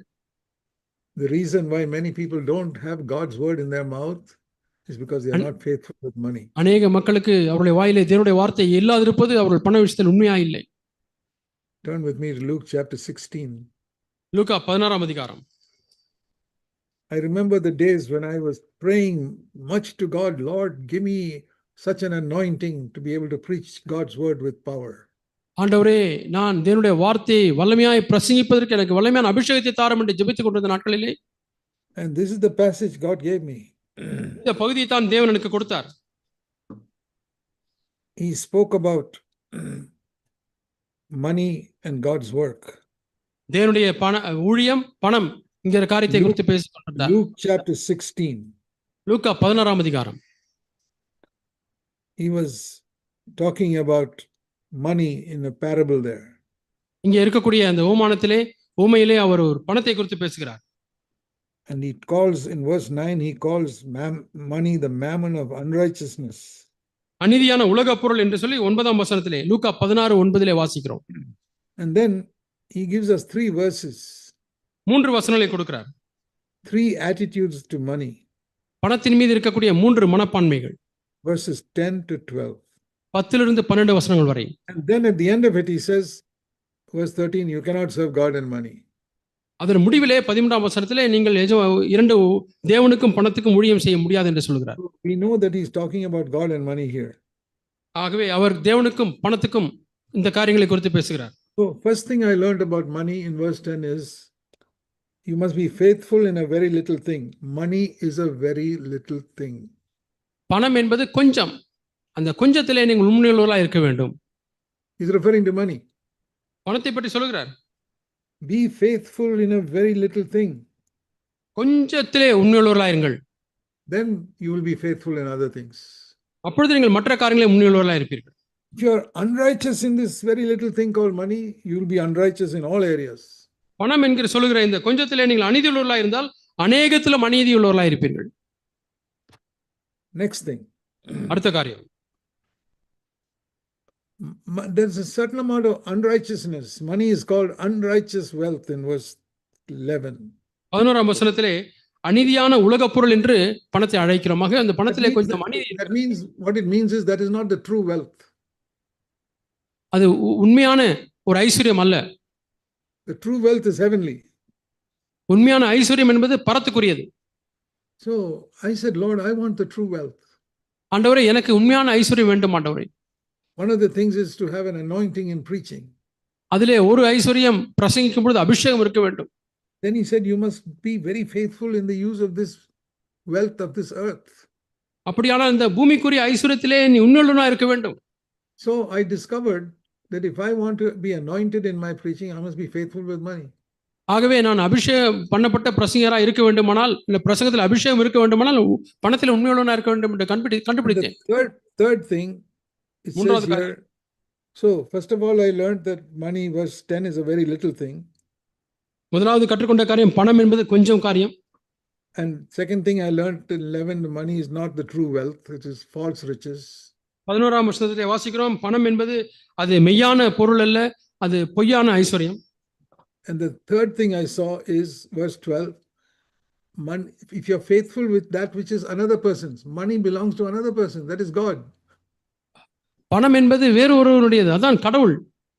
ஆகவே அதிலே நீங்க உண்மையா இருக்க வேண்டும் என்று வாசிக்கிறோம். He says, be faithful with that which is another's, then God will give you what is your own. வேறொருடைய காரியத்திலே நீங்கள் உண்மையுள்ளவர்களாய் இராவிட்டால் எப்படி உங்களுக்குரிய காரியத்தை தேவன் கொடுப்பார் சொந்தமா? Say, my own is Lord, I want an anointing to preach your word. ஆண்டவரே, எனக்கு சொந்தமானது ஆண்டவரே, நான் அபிஷேகம் பண்ணப்பட்ட வார்த்தையை பிரசங்கம் பண்ண வேண்டும். God says, I'll give that to you. You be faithful in that which doesn't belong to you, which is money belongs to God. பணம் தேவனுக்கு சொந்தமானது, அதிலே நீ உண்மையா இருந்தால் நான் இந்த விஷயத்திலே உனக்கு வல்லமை தருவேன் என்று சொல்கிறார். I saw that all three verses refer to money. ஆகவே இந்த 3 வசனங்களுமே பணத்தோடு சம்பந்தப்பட்டதா இருக்கிறது. It's a very little thing. கொஞ்ச காரியம். It's a false riches. அது பொய்யான ஐஸ்வர்யம். And it belongs to somebody else. அது வேறொருடைய காரியம். So I have to treat all my money as if it is somebody else's money I'm using. எனக்கு இருக்கக்கூடிய எல்லா பணமுமே அது வேறொருடைய பணம் என்று தான் எண்ணி நான் பயன்படுத்த வேண்டும். Like if somebody gives you some money and say, here I'm giving you something, please be very careful to keep it and use it. கொஞ்சம் பணத்தை அவருக்கு கொடுக்கிறேன், இதை நீ பத்திரமா வைத்துக்கொள், இதை கவனமாய் வைத்துக்கொள் என்று சொல்கிறேன். That is how God has given it to me. அப்படிதான் தேவன் எனக்கு இதை கொடுக்கிறார். So I have to be very, very careful. ஆகவே நான் மிகுந்த கவனம் உள்ளவனா இருக்க வேண்டும். And I decided that even when I have much, I will live just as simply as when I had little. எனக்கு கொஞ்சம் இருக்கும் பொழுது எப்படி எளிமையாய் வாழ்ந்தேனோ அதே போல அதிகம் இருக்கும் பொழுதும் எளிமையாகவே வாழ்வேன் என்று தீர்மானித்தேன். I'm not going to live like other people in the world. உலகத்தில் உள்ள மற்ற மக்களைப் போல நான் வாழ மாட்டேன். Now I'm not asking any of you to do that. இங்க இருக்கக்கூடிய யாருமே அப்படி செய்யுங்கள் என்று நான் சொல்லவில்லை. But that is how I understood these verses for myself. ஆனால் எனக்கென்று இப்படித்தான் இந்த வேத வாக்கியங்களை புரிந்து கொண்டேன். Because I had a tremendous desire to be really anointed to serve God. என்றால் தேவனுக்கு ஊழியம் செய்யும்படியாக மெய்யாலுமே நான் அபிஷேகம் பண்ணப்பட்டவனாக இருக்க விரும்புகிறேன். I only wanted to preach. நான் பிரசங்கம் மட்டும் தான் செய்ய விரும்பினேன். With an anointing. ஒரு அபிஷேகத்தோடு கூட. But God did more than that. ஆனால் தேவன் அதை காட்டிலும் அதிகமாக எனக்கு செய்திருக்கிறார். Planted so many churches. எவ்வளவு சபைகளை ஸ்தாபித்திருக்கிறார். All over the world. உலகம் முழுவதுமாக. That I didn't expect all that. இவையெல்லாம் நான் எதிர்பார்க்கவில்லை. But I saw what tremendous results can come from your life if you are just faithful with money. ஆனால் நீங்கள் பண விஷயத்தில் உண்மையா இருந்தால் அதன் மூலமாக எவ்வளவு பெருத்த ஒரு விளைவுகள் ஏற்படும் என்பதை பார்க்க விரும்புகிறேன். I say, my dear brothers, be a testimony in your life. அருமையான சகோதரர்களே, that you are faithful with money and therefore God has blessed you abundantly. நீங்கள் பண விஷயத்தில் உண்மையுள்ளவர்களாக இருந்தீர்கள், தேவன் உங்களை அபரிமிதமாய் ஆசீர்வதித்திருக்கிறார் என்பதற்கு நீங்கள் சாட்சியுள்ளவர்களாக இருக்க வேண்டும் என்று விரும்புகிறேன். And when you do this first, நீங்கள் இதை முதலாவது செய்யும் பொழுது, seeking God's kingdom first, நீங்கள் தேவனுடைய ராஜ்யத்தை முதலாவது தேடும் பொழுது, and righteousness in all these areas, இந்த எல்லா பகுதியிலுமே நீதியை தேடும் பொழுது, then I believe what it says in Romans 14:17. அப்பொழுது நான் ரோமர் 14:17 சொல்லப்பட்டதை நான் நம்புகிறேன். That peace and joy of the Holy Spirit will also be yours. பரிசுத்த ஆவியினாலே உண்டாகக்கூடிய சமாதானம் சந்தோஷமும் உங்களுடையதாய் மாறும். Righteousness is first. முதலாவது நீதி. Righteousness in your speech. உங்கள் பேச்சிலே நீதி. Overcoming anger. கோபத்தை மேற்கொள்வது. Righteousness in your eyes, that you don't lust. கண்களிலே நீதி, இச்சிக்காமல் இருப்பது. Righteousness with money. பணத்திலே நீதியாய் இருப்பது. Just 3 areas. I want to encourage all of you to be faithful. இந்த 3 பகுதிகளிலே நீங்கள் எல்லாரும் முன்னிலையுள்ளவர்களாக இருக்க முடியாது விரும்புகிறேன். Then you will always have the peace of the Holy Spirit in your heart. அப்பொழுது உங்கள் இருதயத்தில் எப்பொழுதுமே தேவனுடைய சமாதானம் நிறைந்திருக்கும். That flows from that righteousness. அந்த நீதியிலிருந்து இது வழிந்து ஓடுகிறது. The Holy Spirit will give you a peace in all types of circumstances. எல்லா விதமான சூழ்நிலைகளிலேயும் பரிசுத்த ஆவியானவர் உங்களுக்கு சமாதானத்தை தருவார். I have faced many difficult circumstances in my home. என்னுடைய குடும்பத்தில் எவ்வளவோ கடினமான சூழ்நிலைகளை நான் சந்தித்திருக்கிறேன். With sicknesses in my children. பிள்ளைகளிடத்திலே வியாதி and other needs in the home. குடும்பத்திலே மற்ற தேவைகள். And the opposition of people who hate the kingdom of God. தேவனுடைய ராஜ்யத்தை வெறுக்கிறவருடைய எதிர்ப்புகள். But God has given me peace. ஆனால் தேவன் சமாதானத்தை தந்திருக்கிறார். Sometimes it was a struggle. போராட்டங்களின் மத்தியிலேயும். Sometimes I would get anxious and I say, Lord, please give me peace, and He would give me peace. சில சமயத்திலே பதஷ்டமடைவேன், ஆண்டவரே உம்முடைய சமாதானத்தை தாரும் என்று கேட்பேன். I say, I want to be righteous. நான் நீதியாக இருக்க விரும்புகிறேன். And the peace comes. சமாதானம் வருகிறது. Not only peace, joy. சமாதானம் மட்டுமல்ல, பரிசுத்த ஆவியில் உண்டாகும் சந்தோஷம். That means no complaints. அதனுடைய அர்த்தம் என்னவென்றால் எந்த குறை சொல்லுதலும் இல்லை. Always rejoicing. எப்பொழுதுமே கர்த்தருக்குள்ளே சந்தோஷமாய் இருப்பது. God is always giving the best for me. தேவன் எப்பொழுதுமே எனக்கு மேன்மையானதை தந்திருக்கிறார். All things work together for my good because I love Him. நான் அவரை நேசிப்பதனாலே எல்லா காரியங்களும் நன்மைக்கு எதுவாக நடைபெறுகிறது. It's a wonderful life. இது அற்புதமான ஒரு வாழ்க்கை. This is what it means to seek the kingdom of God first. இதுதான் தேவனுடைய ராஜ்யத்தை முதலாவது தேடுங்கள் என்பதனுடைய அர்த்தம். We saw here the kingdom of God is righteousness, peace and joy in the Holy Spirit. தேவனுடைய ராஜ்யமானது நீதியும் சமாதானமும் பரிசுத்தாவினால் உண்டாகும் சந்தோஷமும். So I want to say to you, if you don't have peace in your heart and the joy of the Holy Spirit all the time, your failure is in the area of righteousness. ஆகவே உங்களுடைய உள்ளத்திலே சமாதானம் இல்லை, பரிசுத்தாவினால் உண்டாகும் சந்தோஷம் இல்லை என்றால் நீங்கள் நீதியின் விஷயத்திலே நீங்கள் தோல்வி அடைந்திருக்கிறீர்கள் என்று சொல்கிறேன். That flows from righteousness. அந்த நீதியிலிருந்து தான் இதெல்லாம் பாய்கிறது. You must not be satisfied with a life full of anxiety and fear. உங்கள் வாழ்க்கை முழுவதுமாக பதட்டத்தினாலும் கவலையினாலும் நிறைந்திருக்க கூடாது, பயத்தினாலும் நிறைந்திருக்க கூடாது. God does not want you to live in anxiety and fear. நீங்கள் பதட்டத்திலேயும் பயத்திலேயும் வாழ்வது தேவனுடைய சித்தமே அல்ல. God does not want you to live in grumbling and complaining ever. குறை சொல்லிக் கொண்டு முறுமுறுத்து கொண்டுமே வாழும்படியாக தேவன் விரும்பவே இல்லை. He does not want you to live with a gloomy appearance in your face. உங்களுடைய உள்ளத்தை உங்க முகத்தை நீண்ட துக்க முகமாய் வைத்துக் கொண்டு வாழ தேவன் விரும்பவில்லை. Always be that joy in the Holy Spirit. எப்பொழுதுமே பரிசுத்த ஆவியில் உண்டாகும் சந்தோஷம். And sometimes whether you feel like it or not, you say, Lord, I'll still praise you because you're on the throne. உங்களுக்கு துதிக்க வேண்டும் போல இருக்கிறதோ இல்லையோ, ஆண்டவரே நீ சிங்காசனம் இருக்கிறீர், உம்மை துதிக்கிறேன் என்று சொல்லுங்கள். So I pray that all of us will be a testimony that we are manifesting the kingdom of God in our life. ஆகவே நாம் எல்லாருமே தேவனுடைய நீதியை நம்முடைய வாழ்க்கையில் வெளிப்படுத்தி அவருக்கு சாட்சியாய் இருக்க வேண்டும் என்று நான் ஜெபிக்கிறேன். And one last thing I want to say. நான் சொல்ல வேண்டிய கடைசி காரியம் in relation to money. பண சம்பந்தமாக. Romans 13 verse 8. ரோமர் 13:8. Owe nothing to anyone. ஒருவனிடத்திலும் கடன் படாதீர்கள்.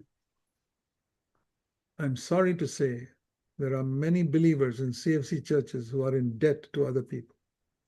இதை சொல்வதற்கு வருத்தப்படுகிறேன். CFC சபையில் அநேகர் மற்றவர்கள் கடன் பட்டிருக்கிறார்கள்.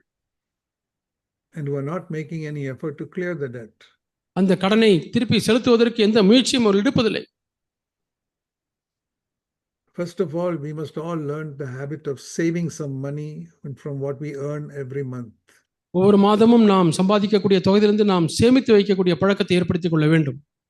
Whatever money I receive from here and there, I would save some of it, even if it was little. எனக்கு வருகிற பணத்திலே கொஞ்சம் படுத்து சேமித்து வைக்க வேண்டும். It's a very good habit. அது நல்ல ஒரு பழக்கம்.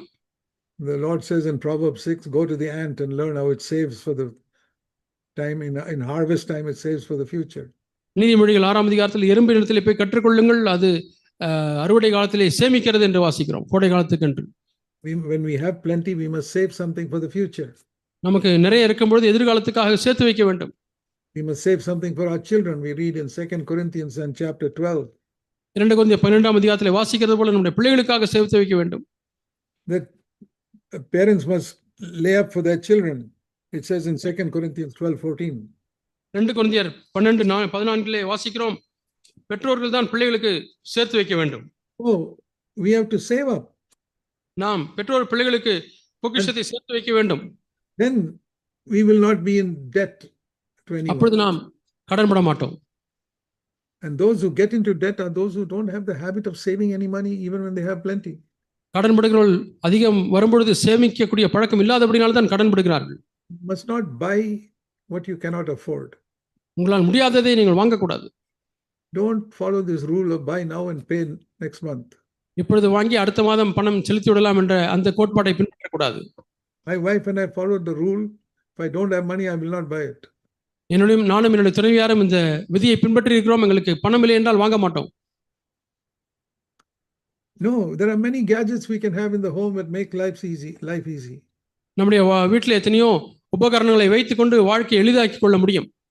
But if I could not afford it, I would not buy it. ஆனால் என்னால் முடியவில்லை என்று சொன்னால் நான் வாங்க மாட்டேன்.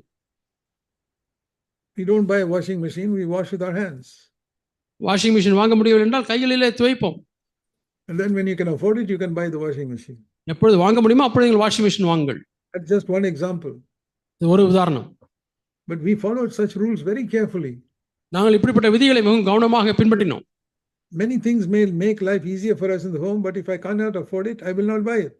அநேக காரியங்கள் வாழ்க்கையை லகுவாக்க செய்யும் உபகரணங்கள், ஆனால் எங்களால் வாங்க முடியவில்லை என்றால் நாங்கள் வாங்க மாட்டோம். Save up and save up. After 2-3 years, I can buy it. அது கொஞ்சம் கொஞ்சமாக சேமித்து 2-3 வருடங்கள் கழித்து வாங்குவோம். But I will never get into debt to a shopkeeper or to any other person. ஆனால் கடைக்காரனிடத்திலோ வேறு யாரிடத்திலோ நாங்கள் ஒரு காலம் கடன்பட மாட்டோம். And now I can say that in 85 years of my life, I have never been in debt even for 1 rupee to anybody at any time. ஆக இப்பொழுது நான் சொல்ல முடியும் 85 ஆண்டுகளாக ஒரு காலம் ₹1 கூட நாங்கள் யாருக்கும் கடன்படவில்லை. Romans 13:8, owe nothing to anyone. ரோமர் 13:8, ஒருவருக்கும் எதிலும் கடன்படாதீர்கள், but to love them. ஆனால் அவர்களை நேசியுங்கள். So if you have a debt, please ask God to help you to clear that debt as soon as possible. ஆக உங்களுக்கு கடன் இருக்குமானால் ஆண்டவரே எவ்வளவு முடியுமோ அவ்வளவு சீக்கிரமா இந்த கடனை திருப்பி செலுத்தி எங்களுக்கு உதவி செய்ய வேண்டிய ஜெபியுங்கள். You're missing the anointing of God by these little things. இந்த சிறு காரியங்கள் மூலமாக நீங்கள் அபிஷேகத்தை இழக்கிறீர்கள். And don't trust in any man to provide your earthly needs. உங்களுடைய பூமிக்குரிய தேவைகளை சந்திப்பதற்காக எந்த பூமிக்குரிய மனிதனையும் நீங்கள் நம்ப வேண்டாம். You know, for 30 years Jesus was at home. He worked as a carpenter and earned his living. 30 ஆண்டுகளாக இயேசு வீட்டில் இருந்த பொழுது அவர் தச்சு தொழிலை செய்து அவர் சம்பாதித்தார். But then 3.5 years, how did he live? People gave him here and there. 3 ஆண்டுகள் எப்படி வாழ்ந்தார்? ஜனங்கள் இங்கேயும் அங்கேயும் அவர் கொடுத்தார்கள், வாழ்ந்தார். You read that in Luke chapter 8.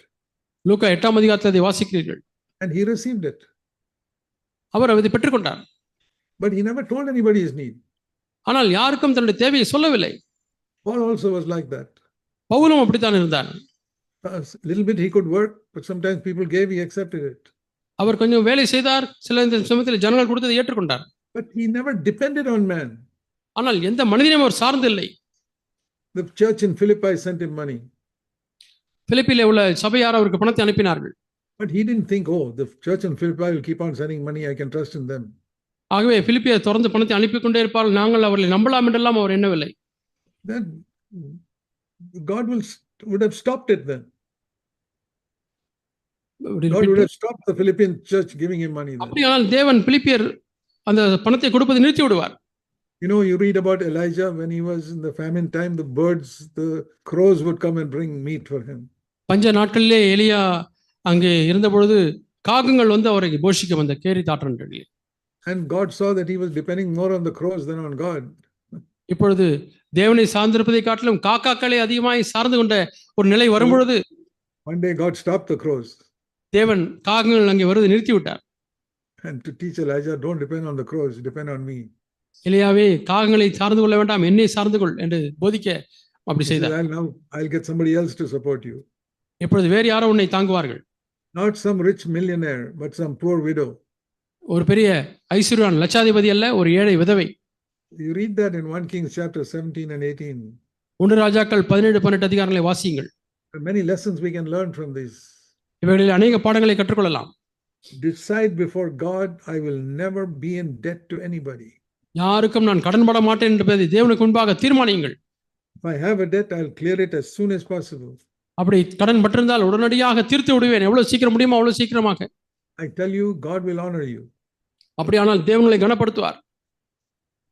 Yeah, one last verse, 1 Samuel chapter 2 1 Samuel 2ஆம் அதிகாரம்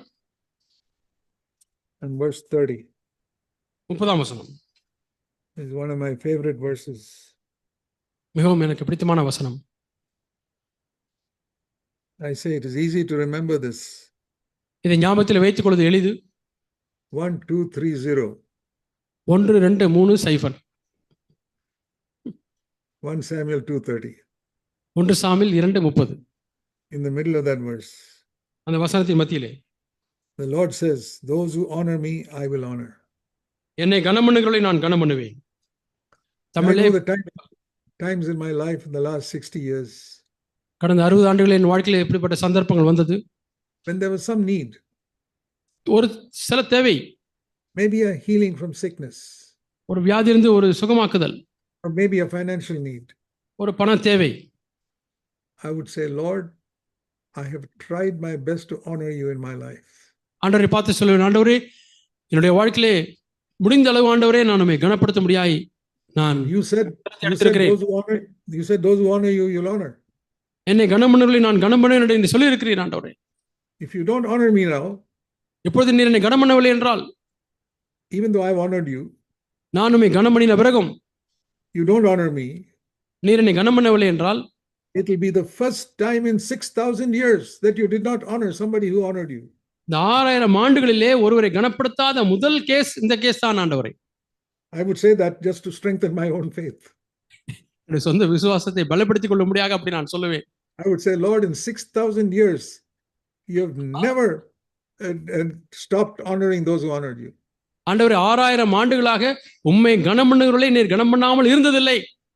So if you do that, don't honor me, I'll be the first person you dishonor in 6,000 இப்பொழுது years. என்னை நீர் கனம் பண்ணவில்லை என்றால் இந்த 6000 ஆண்டுகளில் நான் தான் முதல் ஆள், நீர் கனம் பண்ணாத முதல் ஆளாக இருக்க போகிறேன். Then my faith will be strengthened. God will never do that. தேவன் ஒரு காலம் அப்படி செய்வதில்லை. என்னுடைய விசுவாசம் கனப்படுத்தப்படுகிறது. I want to say to you, உங்களுக்கு சொல்லுகிறேன், brothers, you must be a testimony 60 years from now, if the Lord tarries, that you can say, I've honored God and God has honored me. தேவனுடைய வருகை தாமதிக்குமேயானால் அடுத்த 60 ஆண்டுகள் கழித்து நீங்கள் சொல்ல வேண்டும், நான் தேவனை கனம் பண்ணினேன், அவர் என்னை கனம் பண்ணினார். That should be our testimony in all our churches. நம்முடைய எல்லா சபைகளிலும் இதுதான் நம்முடைய சாட்சியா இருக்க வேண்டும். That is why we don't take a collection in our churches. ஆகவேதான் நம்முடைய கூட்டங்களிலே நாம் காணிக்கை வசூலிப்பதில்லை. We help one another. நாம் ஒருவருக்கு உதவி செய்கிறோம். That's how we read in Acts chapter 4. Those who had more gave to those who had less. அதிகமாய் இருக்கிறவர்கள் குறைவா இருக்கிறவர்களுக்கு கொடுத்தால் 4ஆம் அதிகாரத்தில் வாசிக்கிறோம் அப்போஸ்தலர்களே. So I want to encourage all of you, please sincerely seek to honor God from now on. ஆகவே இப்பொழுது நீங்கள் உண்மையாலுமே தேவனை கனம் பண்ண முடியாய் தேடுங்கள் என்று உங்களை ஆலோசனை சொல்ல விரும்புகிறேன். Seek to be free from anger, கோபத்திலிருந்து விடுதலையாயிருங்கள். sexual lust, பாலியல் இச்சையிலிருந்து விடுதலை பெற முடியாய் தேடுங்கள். and the love of money. பண ஆசையிலிருந்து. Say, Lord, help me to honor you. ஆண்டவரே இந்த பகுதியிலே உம்மை கனம் பண்ண உதவி செய்யும். Yeah, I've taken much longer than I thought. நான் என்னை விட அதிகமாக எடுத்துக்கொண்டேன். But we never felt it. We never felt it, brother. Yeah. Thank you for listening patiently. God bless you. பொறுமையாய் கேட்டதற்காக நன்றி. தேவன் உங்களை ஆசீர்வதிப்பாராக. Let us pray. நாம் ஜெபிப்போம். We don't want prayer to be a ritual. நம்முடைய ஜெபமானது ஒரு சடங்காக இருக்க விரும்பவில்லை. Please think about something you heard today that spoke to your heart. இன்று கேட்ட காரியங்களிலே உங்களோடு கூட பேசின ஒன்றை நினைவு கூறுங்கள். And say, Lord, I want to honor you in these areas. உம்மை இந்த பகுதியிலே கனம் பண்ண விரும்புகிறேன். And I believe you will honor me. நீர் என்னை கனப்படுத்துவீர் என்று நம்புகிறேன். And where I'm weak, please help me, give me power. ஆண்டவர், எங்கே நான் பலவீனமாக இருக்கிறேனோ அங்கே எனக்கு உதவி செய்ய உம்முடைய வல்லமையை தாரும். I don't want to look at others whether they are doing it or not. ஆண்டவரே, அவர்கள் மற்றவர்கள் செய்கிறார்கள் என்று நான் மற்றவர்களை பார்க்க விரும்பவில்லை. I want to honor you. நானுமே கனம் பண்ண விரும்புகிறேன். I want to be a living testimony for you in my town or village in these last days. ஆண்டவர், என்னுடைய கிராமத்தில் இந்த பட்டணத்தில் இந்த கடைசி நாட்களில் உமக்கு ஜீவனுள்ள சாட்சியா இருக்க விரும்புகிறேன். Help me, Lord. எனக்கு உதவி செய்யும் ஆண்டவரே. In Jesus' name. இயேசுவின் நாமத்தில் பிதாவே. Amen. ஆமென். ஆமென்.